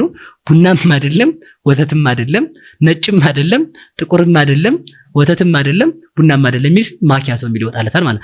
ክርስቶስ ሰው ሆነ ስንል ተቀላቀለ ማለታችን አይደለም። በተአቅቦ ያለ መጠፋፋት። ለምሳሌ አንዱን አካል ክርስቶስ ወሶበር ኢኮ ለወልዴ እንዘይር ወይ ጸም ኢትሐሊ ዘንተ ባይቲቱ ለስጋ። ሲራብ ስታየው ስጋ ተራባ አትበል፣ ሩቅ አድርገህ በፈቃዱ ተራበበል። ለምን? እየተራበ ሳለ ህብስተ ሕይወት ነው። እውር ሲያበራ አይነ ስውርን ሲያበራ ስታየው አይ አምላክ ነው ብቻ አትበለው። ምንድነው? ሰው ነው። ለምሳሌ አንድ ጥያቄ እንጠይቃቸው ሰዎች፣ አምላክ ምራቅ አለው የለውም? አምላክ ምራቅ የለውም። እንትፍ ይላል አይልም? እሺ የምራቅ ደግሞ የኔ ምራቅ አሁን እንትፍ ብዬ ሰውን አይን ብቀባው ሊያጠፍ ዝም ብሎ ሊያሰፍርበት ይችላል እንጂ አይን ያበራል? አያበራም። እሺ እንግዲያውስ ክርስቶስ ማን ነው? ምራቅ የተፋ ማን ነው? ያው ራሱ ክርስቶስ ከሁለት አካል አንድ አካል እንተላው አንችልም። ያው ራሱ አምላክ ወሰበብ ነው። ስለዚህ ምራቅ የተፋ ማን ነው? ስጋ ካልከኝ ጥሩ ማን መለኮት ካልከኝ መለኮት ምራቅ አለው ወይ? ስጋ ካልከኝ ስጋ በስጋ ምራቅ በስጋ እንትፍ ተብሎ አፈር ተወቅቶ በዛ አፈር አይን ሊቀባ ያጠፋል እንጂ ያበራል ወይ? እንግዲህ ማን ነው ካልከኝ ከሁለት አካል አንድ አካል ከሁለት ባህሪ አንድ ባህሪ ስግው ቃል ኢየሱስ ክርስቶስ በተዋህዶ ነው። ያለ መጠፋፋት ያለ መለያየት ያለ መገዳደል መዋሃድ ማለት ነው። ለምሳሌ ስንመታ እሳቱ አለ፣ ብረቱ ሲመታ በብረቱ በኩል ግን እሳቱን አንመታውም። የማይመታው እሳት በብረቱ በኩል ግን ተመታ ይባላል። ገንዘብ ማድረግ የምንለው ነገር ነው። ገንዘብ ማድረግ መዋሃድ እንደዛ ተብሎ ነው። ስለዚህ አምላክ ሰው ሆነ ስንል ከብዙ ባጭሩ በዚህ መልክ ነውና እግዚአብሔርን ሰፍረን ወደኛ ባናመጣውም የተሻለ ነው። ስለዚህ ከሁለት አካል አንድ አካል ከሁለት ባህሪ አንድ ባህሪ የእግዚአብሔር አብ አካላዊ ቃልና የኛ ስጋ ተዋህደው ከሁለት አካል አንድ አካል ከሁለት ባህሪ አንድ ባህሪ ክርስቶስ በተዋህዶ ከበረ እንላለን።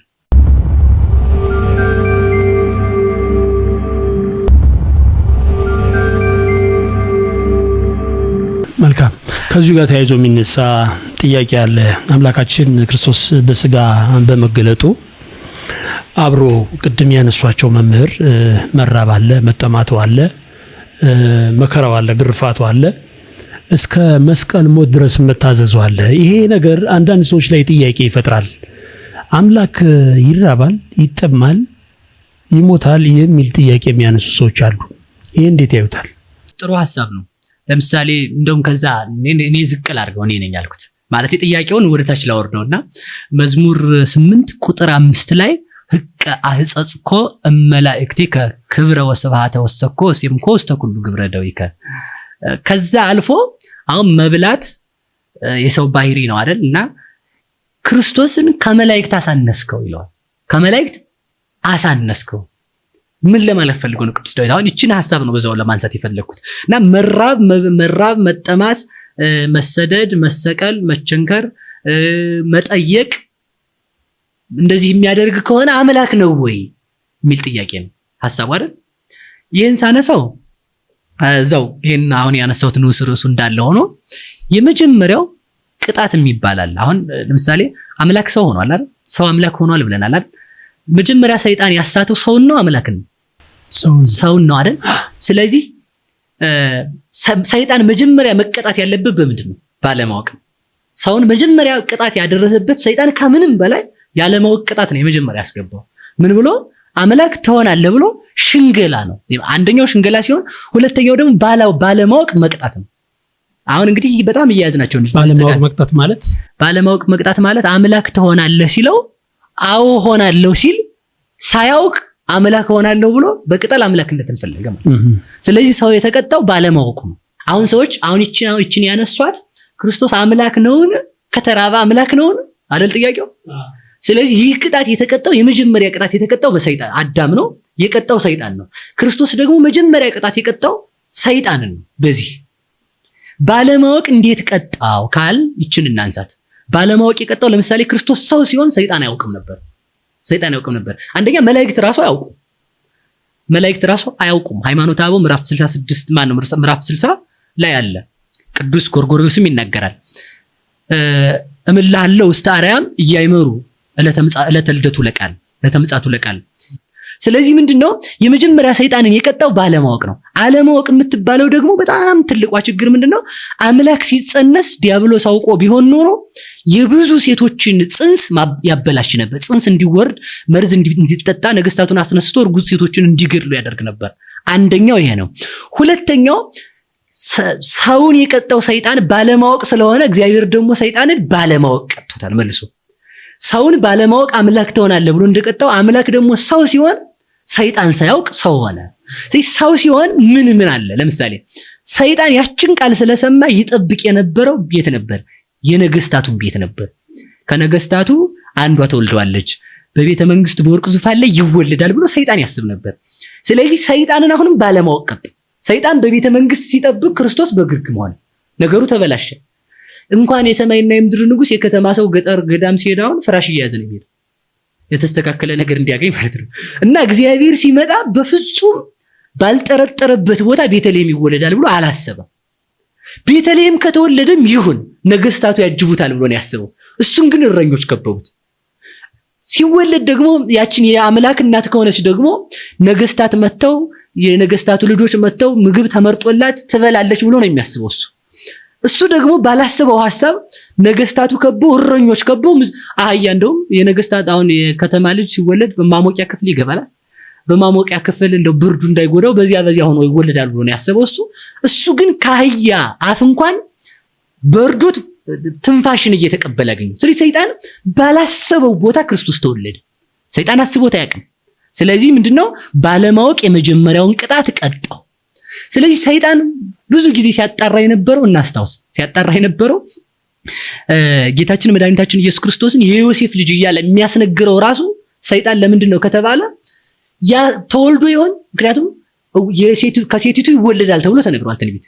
ያቺ ሴት ወልደው ይሆን ብሎ ስለሚያስብ የዮሴፍ ልጅ ሲለው አረ ያብ ልጅ ነኝ እንዲለው ነው የሚፈልገው ማለት ነው። ክርስቶስ አውቄያለሁ እያለ ሰይጣን ጉራውን የሚነፋው ተጠራጥሮ ነው በሁለት ነገር። አንደኛው ኋላ ላይም ስለምናመጣው ማለት ነው። አንደኛው የተጠራጠረው ታምር ሲያረግ ሲያየው አምላክ ይመስለዋል።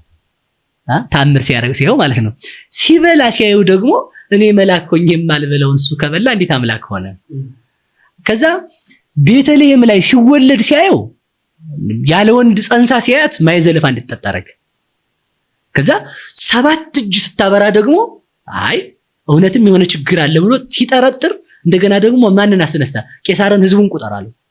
ህዝቡን ቁጠር ሲለው ህዝብ ሲቆጥር ሰይጣን ለተንኮል ሲያስቆጥር ክርስቶስ በድንግል ማርያም በኩል ገብቶ በነገዳችን ገብቶ የተቆጠረውን ሰይጣን በነገዳችን ገብቶ አስወጣ። እዛ ነገድ ውስጥ የዮሴፍ እጮኛ ማርያም ሲል የማርያም ልጅ ክርስቶስ ተባለ ማለት ነው። ስለዚህ እንደዚህ ሲባል በሰው ነገድ ገብቶ ክርስቶስ ሲቆጠር በሰይጣን ነገድ መቆጠራችንን አስወገደ። ምክንያቱም በሰው ነገድ የሚቆጠረው ሰው ነው። በሰው ነገድ ከተቆጠረ አምላክ በሰው ነገድ አይቆጠርም ብሎ አሰበ ማለት ነው። ይቺ ቅጣት ቀጥላለች በጣም እንድናያት የምፈልገው ማለት ነው። ስለዚህ ቅዱስ ሳዊሮስ ዘእስሙናይ በድርሳኑ ምን ይላል? ወሶቢሃ እግዝእትነ ማርያም ወሶበሰን ጸንሰት እግዝእትነ ማርያም ይመስሎ ለሰይጣን ከመይእቲ ጽንስት ለዮሴፍ ይላል ቅዱስ ሳዊሮስ ዘእስሙናይ። ድንግል ማርያምን ጸንሳ ሲያያት ሰይጣን ለዮሴፍ የጸነሰች ይመስለው ነበራል። ከዛ ይህንን ሐሳቡን ለአይሁድ ይነግራቸው ነበር። አይሁድ ደግሞ ይህንን ሐሳብ ይዘው ድንግል ማርያምን ማይዘለፋ ጠጥተዋታል። ከዛ ሲወለድ ደግሞ ምንድነው ያለው? ማይዘለፋ አድማጮቻችን እንዲያውቁት ማይዘለፋ የምትባለው እንትናት ይሄ ባልና ሚስት ሲጠራጠሩ ከኦሪት አንድ አምድ አለ። ሴትየይቱ ከጠረጠራት ባልዮ ይዟት ይሄዳል ወደ ሊቀ ካህኑ በማሰሮ አድርጎ። ማሰሮ ማለት ደግሞ አትገባም በምን እንበለው እንደ ዙሩ ማዞሪያ ያለች ነገር ናትና በዛችሁ አድርጎ ይዞ ይሄድና ሚስቴን ጠርጥሬያታለሁ በሌላ ወንድ ብሎ ሲናገራል። ከዛ ሊቀ ካህኑ ማዛ ካህኑ ከኦሪቱ አንድ አምድ ይደግምና ባልሽ የጠረጠረሽን አድርገሽው ከሆነ አጥንትሽ ይርገፍ በበሽታ ተያዥ ብሎ ይረግማታል። አላደረግሽው ከሆነ በወንድ ልጅ ይታረቅሽ ይላታል። እና አባ ይስሐቅ የተባለ አባት ይህን ካነሳ ነው ሲተረጉም እመቤታችን ተጠረጠረች። ወዷ እየገፋ ሲሄድ መጣ የዮሴፍ ወዳጅ ዮሐንስ የሚባለው ፈላስፋ መጣ። እያት መልኩ አምሯል፣ ከንፈሯ ጠቁሯል። ብቻ እንደዛ የሴቶች ጽንስ በዚህ ስለሚታወቅ ማለት ነው። የአምላክ ጽንስ በዚህ አይታወቅም ብሎ 3 ወር ከሆናት በኋላ ወዷ ገፍቷል። ሲያያት ይቺ ብላቴና ጸንሳለች ካንተ ነው ወይ እንዴ ሲለው እኔስ እንኳን ገቢር ሐሌውም አላውቃል። ከዛ ይሄን ሲመልስለት መጨረሻ ላይ ምንድነው ያለው? እንግዲያውስ ገብተህ ጠይቃት አለው። ገብቶ ሲጠይቃት ኦ ለተ እስራኤል መኑ ቀረጻ ክናፈ ድንግልናኪ ወማ በመኑ ጸነስኪ እስኳ ጠይቅኒ አንቺ የእስራኤል ብላቴና ንግስት እመቤት ከማን የጸነሽው እንዴትስ ሆነ እስኪ ንገሪ ሲላት በግብረ መንፈስ ቅዱስ ነው አለችው። አልገባው አለ። ምክንያቱም ዮሴፍ የሚያውቀው ሰው የሚጸነሰው በዘር እንደሆነ። ከዛ ምንድነው ያደረገችው? ከበሪ መጀመሪያ ጥቅስ ጠቀሰችለት። አዳምን ከመሬት አንስቶ የፈጠረ ይላል ቅዱስ አባ ይስሐቅ። አዳምን ከመሬት አንስቶ ያለ አባት ያለ እናት የፈጠረ እርሱ ከኔ ቢጸነስ ብርቅና ድንቅ ነው ያለችው ይላል። መሬትን ያለ ዘር እንድታበቅል ያደረገ እሱ ከኔ ቢጸነስ ድንቅ ነው ወይ? ግን ዘር ሳይኖር ነው። አሁን በጣም ማሰብ ያለብን አሁን አዳቅሎ ማራባት ይቻላል። ሰው ሳይኖር ሰው አመጣ ነው እኮ ያለን። እሳት ሳይኖር እሳትን ፈጠረ ነው። ፍጥረታት ሳይኖሩ ነፋስ ሳይኖር ነፋስን አመጣ። ዘንበለ እሳት አንደደ ወዘንበለ ማይ አብረደ። እሳትን ያለ እሳት፣ ውሃን ያለ ውሃ፣ ፍጥረትን ያለ ፍጥረት አስገኘ። ታዲያ ፍጥረትን ያስገኘ ከኔ ቢገኝ ምንድነው ድንቁ አለችው ይላል። ይሄም ድንቅ ነው እመቤቴ፣ ግን እንደው እንዴት ይቻላል የሚል ጥያቄ ጠየቀ ይላል አባ ይስሐቅ። ሆነ ሲጠይቃት እንዲህ አለችው መልሳ ከበራቸው በስብሶ ይኖር የነበር የሙዝ ግንድ ነበረ ይላል። ያንን የበሰበሰውን አስነሳችሁ፣ የተነሳውን አለመለመችው፣ የለመለመውን እንዲያብብ አደረገችው፣ ያበበውን እንዲያፈራ አደረገችው። ይህን ማን ያደረጋለችው? እግዚአብሔር ነው አላት። ስለዚህ ለዮሴፍ ለህሊናው መልስ ይህን መልሳ ይህን ያደረገ እግዚአብሔር ከኔ ቢወለድ ይሳነዋል ወይ? ለይስሐቅ ከህቱም ግንድ በግን ያስገኘ፣ ለእስራኤል ከህቱም ከአለቱ ላይ ውሃን ያስገኘ። እስራኤል ድንጋይ ነበረች የምትከተላቸው ውሃ የሚጠጡባት 12 ጡት ያላት እና ከዚያች ላይ ውሃን ያስገኘ። ሌላም የሚደንቅ ማለት ነው ለሶምሶን ውሃ ያፈለቀለት ከአህያ መንጋጋ ነው። ለሶምሶን ከአህያ መንጋጋ ውሃን ያፈለቀ ከኔ ማይጸን ከኔ ስጋ ከስጋዬ ስጋ ከነፍሴ ነፍስ ነስቶ ቢጸነስ ምንድነው ድንቁ አለችው። አደነቀ፣ ተቀመጠ ባጭሩ። ከዚያም በኋላ አይሁድ የቀጠሩበት ቀን ደረሰ። እንደምናውቀው ይዟት ያው ብዙ ነገር አለ ሀተታ እንደምናውቀው ማለት ነው። ይዣት ብሄድ ያደረገችውን ታው ማነው በይዣት ብሄድ እኔን በድንጋይ ወግረው በሳት አቃጥለው ይገሉኛል። ምንድነው ያሉት? ጠብቅ ስላሉት ማለት ነው። ትቻት ብጠፋ ያደረገችውን ታውቅ ከደረቷ ትታጠቅ ነው። ያው እንግዲህ ሴቶች ወዳቸው ሲገፋ ቢጃማ ይለብሳሉ የከተሜዎቹ፣ የገጠሮቹ ደግሞ መቀነታቸውን ይፈቱና ከፍ ከፍ ያደርጋሉ ወደ ላይ ማለት ነው እንዳይጨንቃቸውና እንደዚያ ብሎ ያደረገውን አውቆ ጠፋ ይሉኛል። ስለዚህ ምን ላርግ? ትቻትም ብሄድ እኔን በሳት አቃጥለው በድንጋይ ወግለው ይገሉኛል። ይዣትም ብሄድ በዝሙት ጸነሰኝ ብለው ይገሉብኛል። ምን ላርግ? የዚህን ጊዜ መልአኩ መጥቶ ይትፍራነ ሲወታ ለማርያም ፍርትከ እጮኛህን ያለው። እጮኛ ማለት ጠባቂ ነው። በነገራችን ላይ ቅዱስ ጳውሎስ ዋነ ፈርኩክሙ ለአሐዱ ሚትዘውቱ ክርስቶስ ይላል። እጮኛ ሲባል መናፍቃኑ ለባልነት ብቻ ነው የሚያስቡት። እኔ ክርስቶስ ቅዱስ ጳውሎስ ሲናገር በቆሮንቶስ መልእክቱ ምንድነው የሚለው? እናንተ ለአንዱ ለንጹህ ሙሽራ ለድንግሉ ሙሽራ ለክርስቶስ አጫዋቸዋል። ሊያገባን ነው እንዴ? አይደለም። እዚህ ምንድነው ሙሽርነት? እጮኛ ማለት ምንድነው? ተላኪ፣ አገልጋይ፣ ጠባቂ ማለት ነው። ስለዚህ ይዟት ሲሄድ ቅዱስ አባ ይስሐቅ እንደሚለው ጸንሳዩት አይሁድም ማይዘለፋ ጠጧት፣ ለእመቤታችን መርዛ ጠጧት። ያንን ስትጠጣ ወአብርሃ ገጻ ምስቤተ እደ እምብርሃነ ፀሐይ፣ አንድም ወምወርሃ ኔሳር ይላል። ከፀሐይ 7 እጅ ፊቷ አበራ፣ ፀሐይን በዘበዘቻት ይላል። ፀሐይ ማብራቷ ቀርቶ ከፀሐይ ብርሃን ይልቅ የእመቤታችን ፊት አበራ። አይሁድ የዚያን ጊዜ ምን አሉ? ይችን ብላቴና ያለ ስራው አንተናታል ሲሉ ይቅርታ ጠይቀዋል። ከዚያም በኋላ ሰይጣን ግራ ገቡ። አሁንም ማለት ነው እሱ ዮሴፍ ልጅ ነው እያለ እያስወራ ነው። እሱ ግን የማን ልጅ ነው? እግዚአብሔር አብ አካላዊ ቃል ልጅ ነው። ስለዚህ ባለማወቅ ቀጣቸው የሚባለው ይሄ ነው። ስለዚህ ከዚህም በኋላ ሲወለድ የሚያስበው እንደተራሰው ነው ሰይጣን። አሁንም ለምን መጀመሪያ ያሰበበት አንድ ምክንያት አለው። እንደውም የልደት ዕለት ሊቃውንቱ ምን ይላሉ? 99 ነገደ መላእክት ነው የምናውቀው አይደል? በቤተልሔም የተሰበሰቡት 100 ነገደ መላእክት ናቸው የተሰበሰቡት። ዲያብሎስ በዓለም ላይ ኃጢአት ያሰራ ነበረ እና በቤተልሔም አጋንንትን በዓለም ሁሉ ኃጢአት እያሰሩ እንዲመጡ ስምሪት ይሰጥ ነበር ዲያብሎስ። እና ሲሰጥ ቤተልሔም ሲደርሱ ጌታ ተወልዶ መላእክት በእሳት ሰይፍ እየነደፉ አላስቀርባቸዋሉ። በጣዖታት ላይ ማደር ሲሳናቸው ሄደው ላለቃቸው ለዲያብሎስ እኛ ቤተልሔም ሄደን ባጋነን በጣዖታቱ ላይ ማደር ታሰኖናል፣ አናቅም፣ እንግዲህ ሌላውን ሁሉን ተቆጣጥረን መተናል አሉት። ሲሉት ኑ ተሸከሙኝ አላቸው። እስኩ ኑ ጹሩኒ፣ እስኪ ኑ ተሸከሙኝ ብሎ ደና ያጋንንት ይላል መጽሐፉ። ያጋንንት ደና የለውም፣ ያው እንግዲህ መረጠ ብቻ ነው ባጭሩ። እና ደናዎቹን መርጦ ተሸከሙኝ ብሎ ቤተልሔም ሄደ። ቤተልሔም ሲሄድ አንድ ነገር ተፈጠረ። እንግዲህ እናስብ፣ 100 ነገደ መላእክት ናቸው ለማለት የፈለግኩት ማለት ነው። ለክርስቶስ የዛን ጊዜ መላእክት መጥተው እያመሰገኑት ስለነበረ ሄደው ለእረኞች ተናግረው መላእክት እንዲያርጉ አድርጓቸዋል ይላል ቅዱስ አባ ይስሐቅ። መላእክት ወደ ሰማይ ሲያርጉ ክርስቶስን ያገኘው ግርግም ላይ ብቻውን ተኝቶ እየበረደው እናቱ እንደው በጣም ነው የሚያሳዝነው እኮ እናቱ የበለስ ቅጠል ከድነው በአሮጌ ልብስ ሸፍነው ነው የተቀመጠው። አውራጣቱን አስረው ማለት ነው። ሲያገኘው መላእክት ወጥተዋል የሚያመሰግኑት። ስለዚህ ምኑን ብቻ አገኘ? ብቻውን መላእክት ሳይኖሩ አገኘ። ከዛ ናቀውና ይሄ ነው እንዲህ አምላክ የተባለው ብሎ ወዴት ነው የሄደው? ወደ ቤተ መንግስት ነው። ቤተ መንግስትን የሚጠቀምበት አንድ ምክንያት አለው ሰይጣን። ሰውን ሲያጠፋ እሱ ለመቅረት ነው። ኋላ ላይ መጨረሻ ላይ በሆነች ሐሳብ እናስራታለን ብዬ አስባለች። እና ቤተ መንግስት ላይ ሄደና አምላክ ከሆነ አይሰደድም፣ ስለዚህ ማንን ላስነሳለ? ያ ኢሳይያስ የተናገረለት አምላክ እንደሆነ የተወለደው ሄሮድስን ላስነሳና ላስገድለው። ሄሮድስ ገድለዋለሁ ሲል አምላክ ከሆነ ሄሮድስን ያጠፋዋል፣ እኔም ከጥፋት እድናለሁ። ይችን አትኳልኩሌት ያደረጋት ማለት ነው። ለዚህ ነው አባቶቻችን ምን ይላሉ? ሰይጣንን ባለማወቅ ነው የቀጣው የሚሉት። ሰይጣን አወኩ እያለ የሚያደርገው ሐሳብ እንደው እኮ በጣም ነው የሚገርመው። አንዱ ማለት ነው ሊቃውንት አባቶቻችን የሚሉት ምንድነው? ሰይጣን እገድለዋለሁ ባለበት ሞተ ነው የሚሉት። ሰይጣን ባመጣው ወጥመድ ነው ራሱ የተጠመደው። ለምሳሌ በዚህ አስትበታለሁ ባለው ነው የሳተው። ማለት ክርስቶስን አሰድጄ እኔ ድናለሁ ሲል ክርስቶስ ተሰዶ ስደታችንን ነው የመለሰው። ስለዚህ ሄሮድስ ሲያሰድደው ተሰደደ። ለምን ተሰደደ የሚለውን አንድ ሐሳብ እናያዝ። አንደኛ የተሰደደበት ምክንያት ስደቱን በስደታችን ለመካስ ነው።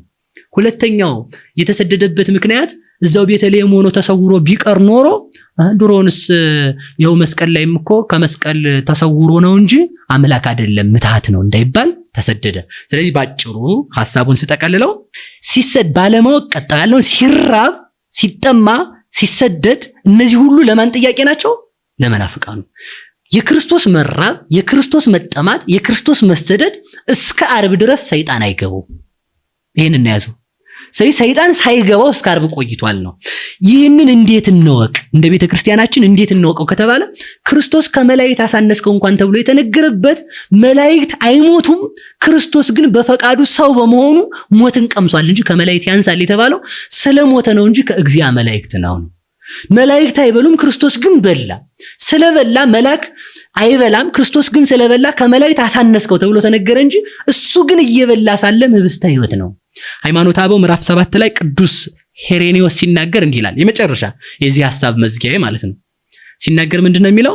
ወበከመ ይነግሩነ ቅዱሳት መጻሕፍት ከማሁ ይነግሩነ ወያድኡነ ከመ ውእቱ ሰብ። ክርስቶስ አምላክ እንደሆነ መጻሕፍት እንደሚነግሩን ሰውም እንደሆነ ይነግሩናል አለ። ወበከመ ይነግሩነ ቅዱሳት መጻሕፍት ከመ ውእቱ ተወልደ በዳህሪ መዋዕለ እግዝእትነ ማርያም። 5500 ዘመን ሲፈጸም ከድንግል ማርያም መወለዱን መጻሕፍት እንደሚነግሩን ከማሁ ይነግሩነ ወያድኡነ ከመ ውእቱ ተወልደ እምአብ። ዘመናት ሳይቆጠሩለት ከአብ አካል ዘእምአካል ባሕሪ ዘእምባሕሪ እንደተወለደ ይነግሩናል አለ። አሁን ሁለት ነገር እንያዝ። መጻሕፍት የአምላክነቱንም የሰውነቱንም ይናገራሉ። የምንና የምንነቱን አምላክ እንደሆነ ይናገራሉ፣ ሰው እንደሆነ ይናገራሉ። አምላክ እንደሆነ ሲናገሩ የሰውነቱ ያልተሸፈነበት ነው ክርስቲያን የሚባለው። አምላክነቱ ሲነገር ሰይጣን ሰውነቱ ይጠፋበታል። ሰውነቱ ሲነገር ሰይጣን አምላክነቱ ይጠፋበታል። ሲሰደድ ሲያየው ሰው ይመስለዋል። በስደቱ ላይ ግመሎቹን ድንጋይ ሲያረጋቸው ሲያይ አምላክ ይመስለዋል። ደግሞ ፈርቶ እየተሰደደ በመንገድ ላይ ሳለ ሲያየው ሰው መሰለው። ሾላውን ከፍቶ ከሾላ ውስጥ ሲገባ አምላክ ሆነበት። ውሃ ሲጠማው ሲያየው ሰው ሆነበት። ካለቱ ላይ ውሃ ሲያፈልቅ ሲያየው አምላክ ሆነበት። የአምላክ ስራ ሲሰራ ግራ ገባው ማለት ነው። ስለዚህ ምንድነው ከግብጽ ተመልሶ እንኳን ሌላውን ብንቶ ከግብጽ ተመልሶ እናቱ ትምህርት ቤት አምላክ ይማራል አምላክ ትምህርት ቤት ይገባል። እናቱ ትምህርት ቤት ስታስገባው አይ ሰው ነው ፎይ አለ።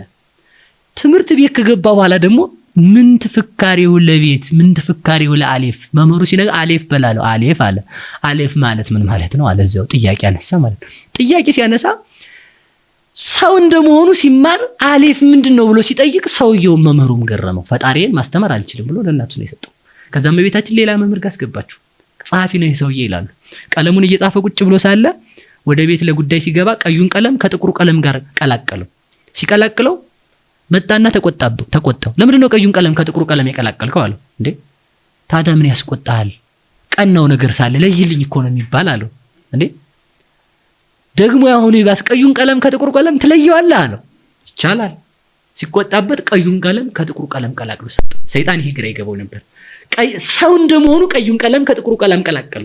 አምላክ እንደመሆኑ ጥቁሩን ቀለም ከቀዩ ቀለም ለየው። ስለዚህ ምን አለው?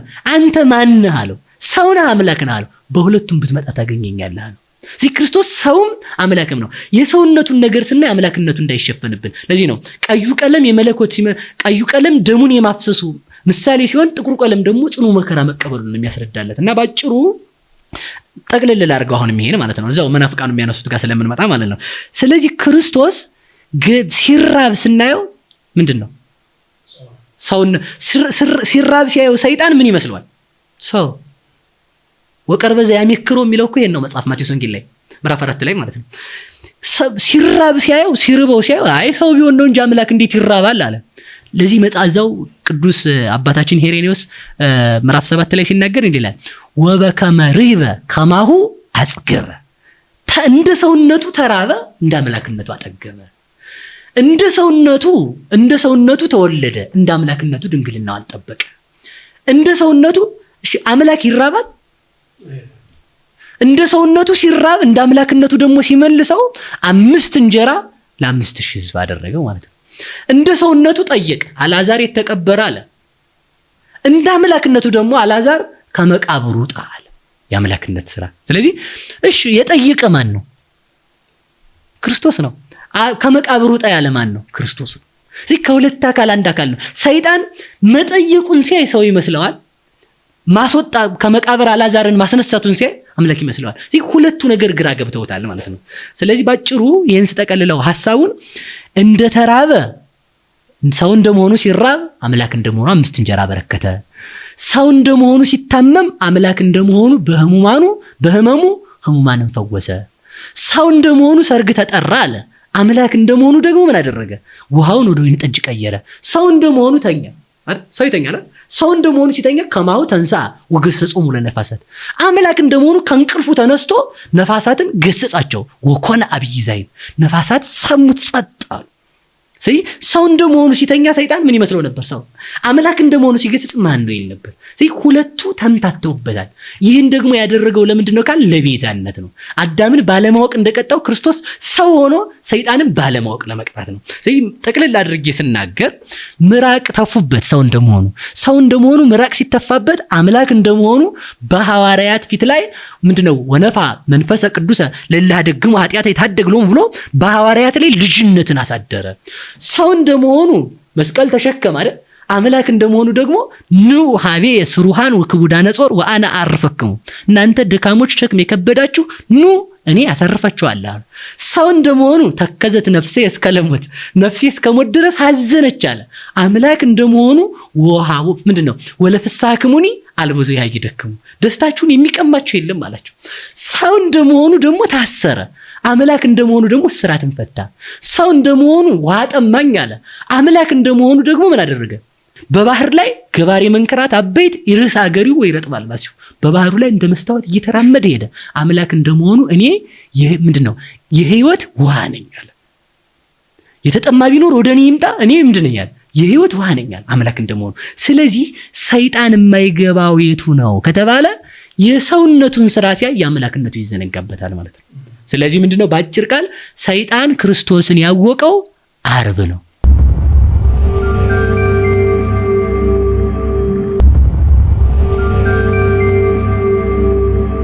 ስለዚህ ምንድነው ባጭር ቃል ሰይጣን ክርስቶስን ያወቀው ዓርብ ነው። እስከ ዓርብ ድረስ አላወቀውም። ዓርብ ላይ ሲያውቀው ምንድነው ያለው? መኑ ውእቱ ዝንቱ ዘምዚያይጽዊ፣ ከኔ የሚማርክ ማን ነው? የዓርቡ ጥያቄ ራሱ ትምህርተ ቡአቱ ይሄ ማን ነው? የሚሞት ስጋን የተዋሃደ ግን የማይሞት፣ የሚፈርስ ስጋን የተዋሃደ ግን የማይፈርስ፣ የሚደክም ስጋን የተዋሃደ ግን የማይደክም፣ የሚራብ ስጋን የተዋሃደ ግን የማይራብ፣ ይጨልምበት የነበረ ስጋን የተዋሃደ ግን ብርሃን ዘአውዶ ስባት፣ ብርሃን የከበበው የባህሪ ክብር ያለው የምዋሃደውን ስጋ እኔ የምገድለውን የማጠፋውን ስጋ የተዋሃደ ግን የማይሞት ማን ነው ሲል ዝንቱ ውእቱ ኢየሱስ ክርስቶስ ዘተሰቅለ ዘቦቱ ጸጋማይ የማናየ ኮነ ወታይታይ ከመዘላይ ላይ ወዳሃራይ ከመዘቀዳማይ። ይህ ኢየሱስ ክርስቶስ ማወቅ ትፈልጋለህ አለው። አዎ ማወቅ ከፈለግ ላዩን ታች፣ ከፍ ያልከውን አንተ ዝቅ፣ አዳምን ከፍ፣ ትሁቱን ስጋ የባህሪ አምላክ ሆናለህ ያልከውን አንተን ከአምላክነት አውርጄ ዝቅ ያደረኩ ቀዳማዊ ዳህራዊ የነበረን ስጋ ቀዳማዊን አምላክ ዳህራዊ ስጋን እንዲዋሃድ ያደረኩት እኔ እወቀኝ ከሁለት አካል አንድ አካል ከሁለት ባሕርይ አንድ ባሕርይ ክርስቶስ ነኝ ብሎ አምላክነቱን ገልጾለታል። ስለዚህ ባጭር ቃል እስከ መጨረሻው አንድ መልእክት ማስተላለፍ ፈልጋለሁ። አንድ መልእክት ማለት ነው። እስከ መጨረሻው የሰይጣን ልጆች ክርስቶስ ሳይገባቸው ይኖራሉ። እስከ መጨረሻው ጥያቄ ይቀጥላል። ክርስቶስ ማን ነው? እንዴት ተራበ? የሚለው ጥያቄ ይቀጥላል። ሰው ነው ካልከኝ ሰው ተራባው። እንግዲያውስ አምላክ ነው ካላልክ የተራቡትን ማን ያጠግባል? ሰው እንደመሆኑ ሞተ አልካለ አምላክ ነው። ይኸውልህ ምን ይላል ቅዱስ ኤጲፋንዮስ? ይህ አለ ዝንቱ ውእቱ ትንሣኤሆሙ ለእለኑ ይላል። ይህ አለ እሱ ሰው እንደመሆኑ ሞተ አለ። አምላክ እንደመሆኑ ደግሞ የሞቱ ሰዎች ትንሣኤያቸው ነው አለ። አብ አላስነሳውም፣ መንፈስ ቅዱስ አላስነሳውም። እግዚአብሔር ወልድን የተነሳው በስልጣኑ ነው። በግብረ ሐዋርያት አብ አንሥኦ ይላል። እሱ ደግሞ እኔ በስልጣን የተነሳው ይላል። በግብረ ሐዋርያት ደግሞ መንፈስ ቅዱስ አስነሳው ይላል። አብ አስነሳው መንፈስ ቅዱስ አስነሳው ቢል አንዲት ስልጣን ስላለችው ምን ይላል? የተነሳባት ስልጣን የራሱ ናት። ክርስቶስ ሰው እንደመሆኑ ከሞተ አምላክ እንደመሆኑ ትንሣኤ ነው። ስለዚህ የሰይጣን ልጆች እስከ መጨረሻው ክርስቶስ ለምን ተራበ እያሉ ይጠይቃሉ። እኛ ደግሞ እንዲህ እንላቸዋለን። እኛ ደግሞ ምንላቸው? ሰው እንደመሆኑ ሲራብ አንተ የሰውነቱን ክፍል አይተህ ነው እንጂ አምላክ እንደመሆኑ አጠገበ። ሰው እንደመሆኑ ሲወለድ አምላክ እንደመሆኑ አዚህ ዓለም ነው።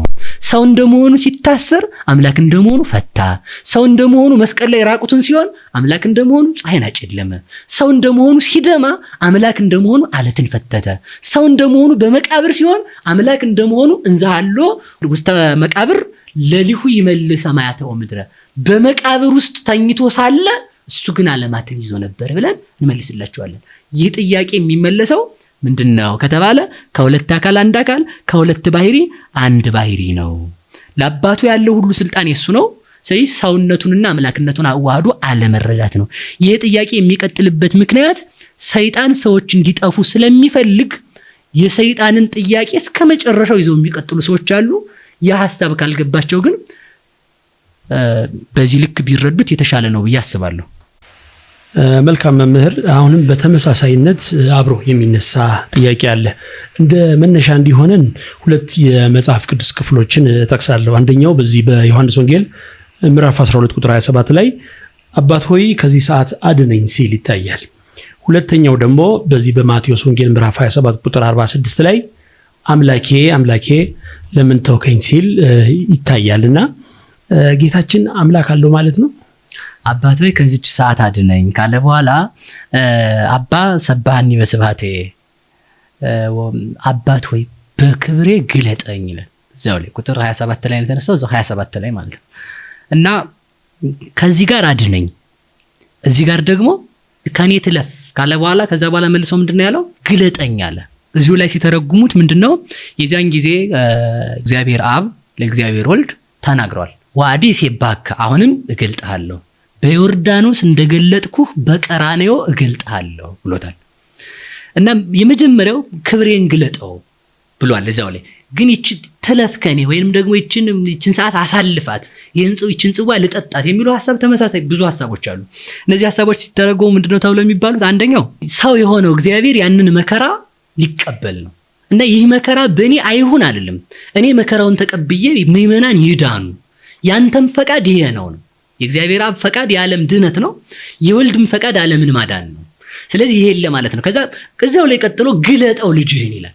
ወበከማ አኮነንኮ ላዕለ ኩሉ ዘሥጋ ወደም ወነፍስ፣ ለልጅ ሁሉን በእጁ ጭብጥ በእግሩ እርግጥ አድርገህ እንዳስገዛለት ከማይምሩከ ለከ ለአምላከ ጽድቅ ዘባማን፣ አንተ እውነተኛ የባሕርይ አምላክ መሆንክን ያውቁ ዘንድ ልጅህን ግለጠው ይላል። ልጅህን ግለጠው ማለት የባሕርይ አምላክነቴን ልግለጥ ነው። አንደኛው በዮርዳኖስ ተገለጠ የምንለው እግዚአብሔር አብ ይህ ዝንቱ ውእቱ ወልዴ ዘአፈቅር ወለቱ ስምዖ፣ የምወደው የማፈቅረው ለተዋህዶ የመረጥኩት ለመስዋዕትነት የመረጥኩት ልጄ ይህ ነው። የአብ ልጅ ነኝ ሲላችሁ የዮሴፍ ልጅ ነህ አትበሉት። ከአብርሃም በፊት አለው ሲላችሁ ዳህራዊ አምላክ ነህ አትበሉት። ፈጣሪ ነኝ ሲላችሁ ፍጡር ነህ አትበሉት። ይህንን ግለጠው ነው። በመስቀል ላይ ደግሞ ምኑ ይገለጣል ከተባለ ይችን አንድ ተናግሬ ይችኛዋል ልዝጋት። ለምሳሌ እግዚአብሔር ነግሰ ይላል ቅዱስ ዳዊት። እግዚአብሔር ነግሰ እግዚአብሔር ነግሰ ስብሐቲሁ ለብሰ ኃይሎ ወቀነተ። ባጭሩችን የፈለኳት እግዚአብሔር ነግሷል። እግዚአብሔር ሲነግስ ምንድን ነው የሚለብሰው? ልብስ ነው አይደል? እግዚአብሔር ግን ራቁቱን ሆኖ እግዚአብሔር ነገሰ ይላል ቅዱስ ዳዊት። ምንድነው እንግዳ ልብሱ ካለ ስብሐቲሁ መልሱ ያው። ስለዚህ እግዚአብሔር ስብሐቲሁ የተባለው ምስጋናው ጌትነቱ በምን የተገለጠው? በመስቀል ጌትነቱ እንደተገለጠ ከተባለ ሰባቱን ተአምራት አሳይቶ የዓለም ገዢ እኔ ነኝ፣ በምኩራብ ትመኩ እንደሆነ መጋረጃችሁን ቀደድኩት፣ በፀሐይም ትመኩ እንደሆነ እኔ ነኝ ፀሐይ እሷ አይደለችም ለማለት ፀሐይን አጨለመ። በአባቶቻቸው መቃብር እያስተካከሉ ጌታም ብሏል፣ አሌለክሙ ጻፍቶ ፈሪሳውያን፣ እናንተ መቃብር የምታስጌጡ ላያችሁ የተለሰነ መቃብር ወዮላችሁ ብሏቸዋል። በመቃብር የአብርሃም የእንትና መቃብር እያሉ ይመኩ ነበርና ሙታንን አስነስቶ ገለጠባቸው። ስለዚህ ይህን ሁሉ አድርጎ ምንድነው ለማለት የፈለጉት? የባህሪ አምላክነቱን አሳወቀ። ግለጠኝ አለው። ይህ ሁሉ ነገር ይሁንና መከራውን እኔ ልቀበለውና ምእመናን ይዳኑ ነው ባጭሩ ይሄኛው ማለት ነው። ሌላው አምላኬ አምላኬ ለምን ተውከኝ አለ። አምላክ አለ ወይ? ይሄም ጥሩ ነው። ቅድም አንድ ነገር ብያለሁ አይደል? ይቺ የተነገረችበት የመጀመሪያዋ ጽንሰ ሐሳብ ለአቅርቦተ ሰይጣን ተብላ ነው የምትተረጎመው። ሰይጣን ክርስቶስ አምላክ መሆኑን አውቋል አላወቀም ነው እያልን የመጣን። አስቀድሞ አላወቀም። እስከ መቼ ድረስ አላወቀም? እስከ ዓርብ ድረስ በፍጹም አላወቀም። ብዙ ነገር እኮ አምጥቷል። በፊት ምን ያደርጋል? ብዙ ፈተና ያመጣል። እንደው አይሁድን ሁሉ እያመጣ አንተ የእግዚአብሔር ልጅ ከሆንክ ይሉታል። የእግዚአብሔር ልጅ መሆንክን ንገረን ሲሉት የዮሐንስ ጥምቀት ከወዴት ነው አላቸዋል። ከዛ እነሱ ከሰማይ ነው ብንል ለምን አላመናችሁም? ከሰው ነው ብንል ዮሐንስ ነብይ ነው ህዝቡ ይወግሩናል። ምን እንበል? አናውቅም። እኔም ይሄን በምን ስልጣን እንደማደርገው አልናገርም። ደበቀው፣ ስውር ነው ማለት ነው። ስለዚህ እስከ ዓርብ ድረስ ተሰውሮ ይኖር ነበር። ሰይጣን አምላክ መሆኑን ቢያውቅ ኖሮ አያሰቅለውም። ለምን? ጥያቄው ለምን? አንደኛ የያዛቸው የማረካቸው በሲኦል ያጎራቸው ነፍሳት ይማረካሉ። ሁለተኛ የክርስቶስ ሞቱ ሰይጣንን ማጥፋት እንደሆነ ያውቃል። ራሱን እንደሚቀጠቅጠው ስለሚያውቅ እንዴ በራሴ ሚስማር አርጌ የምወጋ ጅል እኔ ነኝ እንዴ አይደለሁም ለሚል ሰይጣንም ማለት ነው። ስለዚህ ቅዱስ ርቱዐ ሃይማኖት ሲናገር እንዲህ ይላል።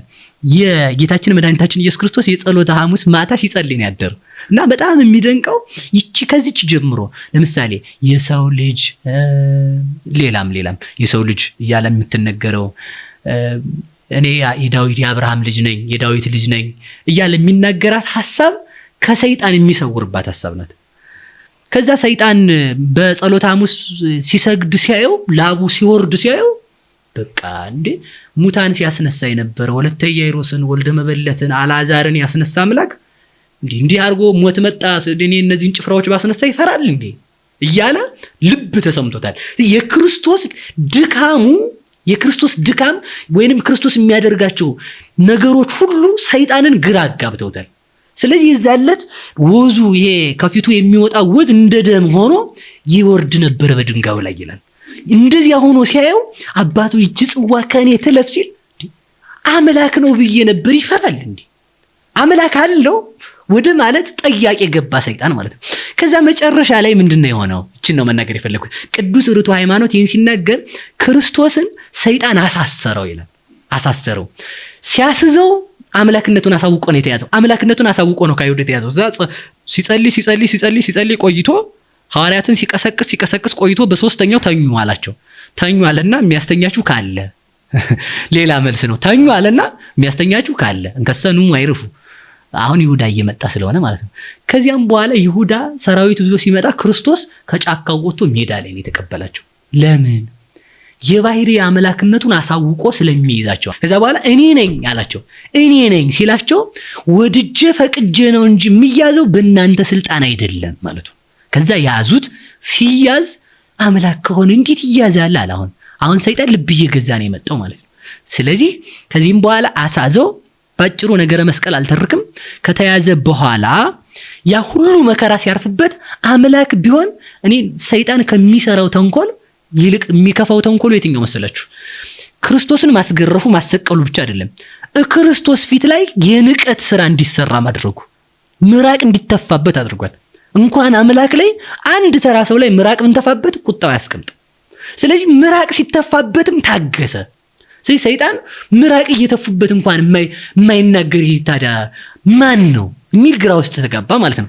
ከዛ መጨረሻ ላይ መስቀል ላይ ሲሰቀል ሲቸነከር ዝም አለ። ባጭር ቃል የተናገራት እዛ ላይ ስለሆነ ማለት ነው። ከዛም በኋላ መጨረሻ ላይ መስቀል ላይ ሆኖ አምላኬ አምላኬ ለምን ተውከኝ የሚል ቃል ተናገረ። አይሁድ ሌላ ትርጉም ተረጎሙ። ኤሎሄ ኤሎሄ ላማ ሰበቅታኒ ነው የሚለው አይደል? ይዝብሂል ብሎ ነው የሚተረጉመው መጽሐፍ ቅዱስ። ይህ ማለት አምላኬ አምላኬ ለምን ተውከኝ ማለት ነው። ይህንን ሲል አይሁድ ኤልያስን ይጣራል ያ አሉ አለ። ቅዱስ ኤፍሬም ይህንን ይዞ ምን ይላል? አንተ ጅል፣ እንኳንስ በህይወት ያለው ኤልያስ የሞቱ ሰዎችን ማስነሳት እችላለሁ ሲል ከመስቀሉ ስር ከ500 በላይ የሆኑ ሙታንን አስነሳቸው። እንኳን በህይወት ያለውን የሞተውን አመጣለሁ ብሎ ነገራቸው አለ። እግዚአ ሕያዋን ወሙታን ብሎ ገለጠላቸው። ከዛ በኋላ ሰይጣን አምላኬ አምላኬ ለምን ተውከኝ የሚለውን ቃል ሲሰማ ከሞት ጋር ተመካከሩ ይላል ቅዱስ ርቱዐ ሃይማኖት። ምን ብሎ ነው የተመካከሩት? ሰይጣን ሞትን እንዲህ አለው፣ የዚህን ሰውዬ ነፍስ ሂድና ከስጋው ለያት፣ እኔ ይዤ ደግሞ ወደ ሲኦል አወርዳታለሁ እንደ አባቶቹ አለ። ስለዚህ ክርስቶስ አሁን ለሰይጣን ምን ሆኖ ነው የታየው? ተራ ሰው ለቱ ስብሐት ሩቅ ሲሆን ነው እየታየ ያለው። ስለዚህ ክርስቶስ ሰይጣን ወደ ክርስቶስ እንዲቀርብ ክርስቶስ ምን ማለት አለበት? ሰው መምሰል ብቻ ሳይሆን የሰውነቱን ስራ መስራት አለበት።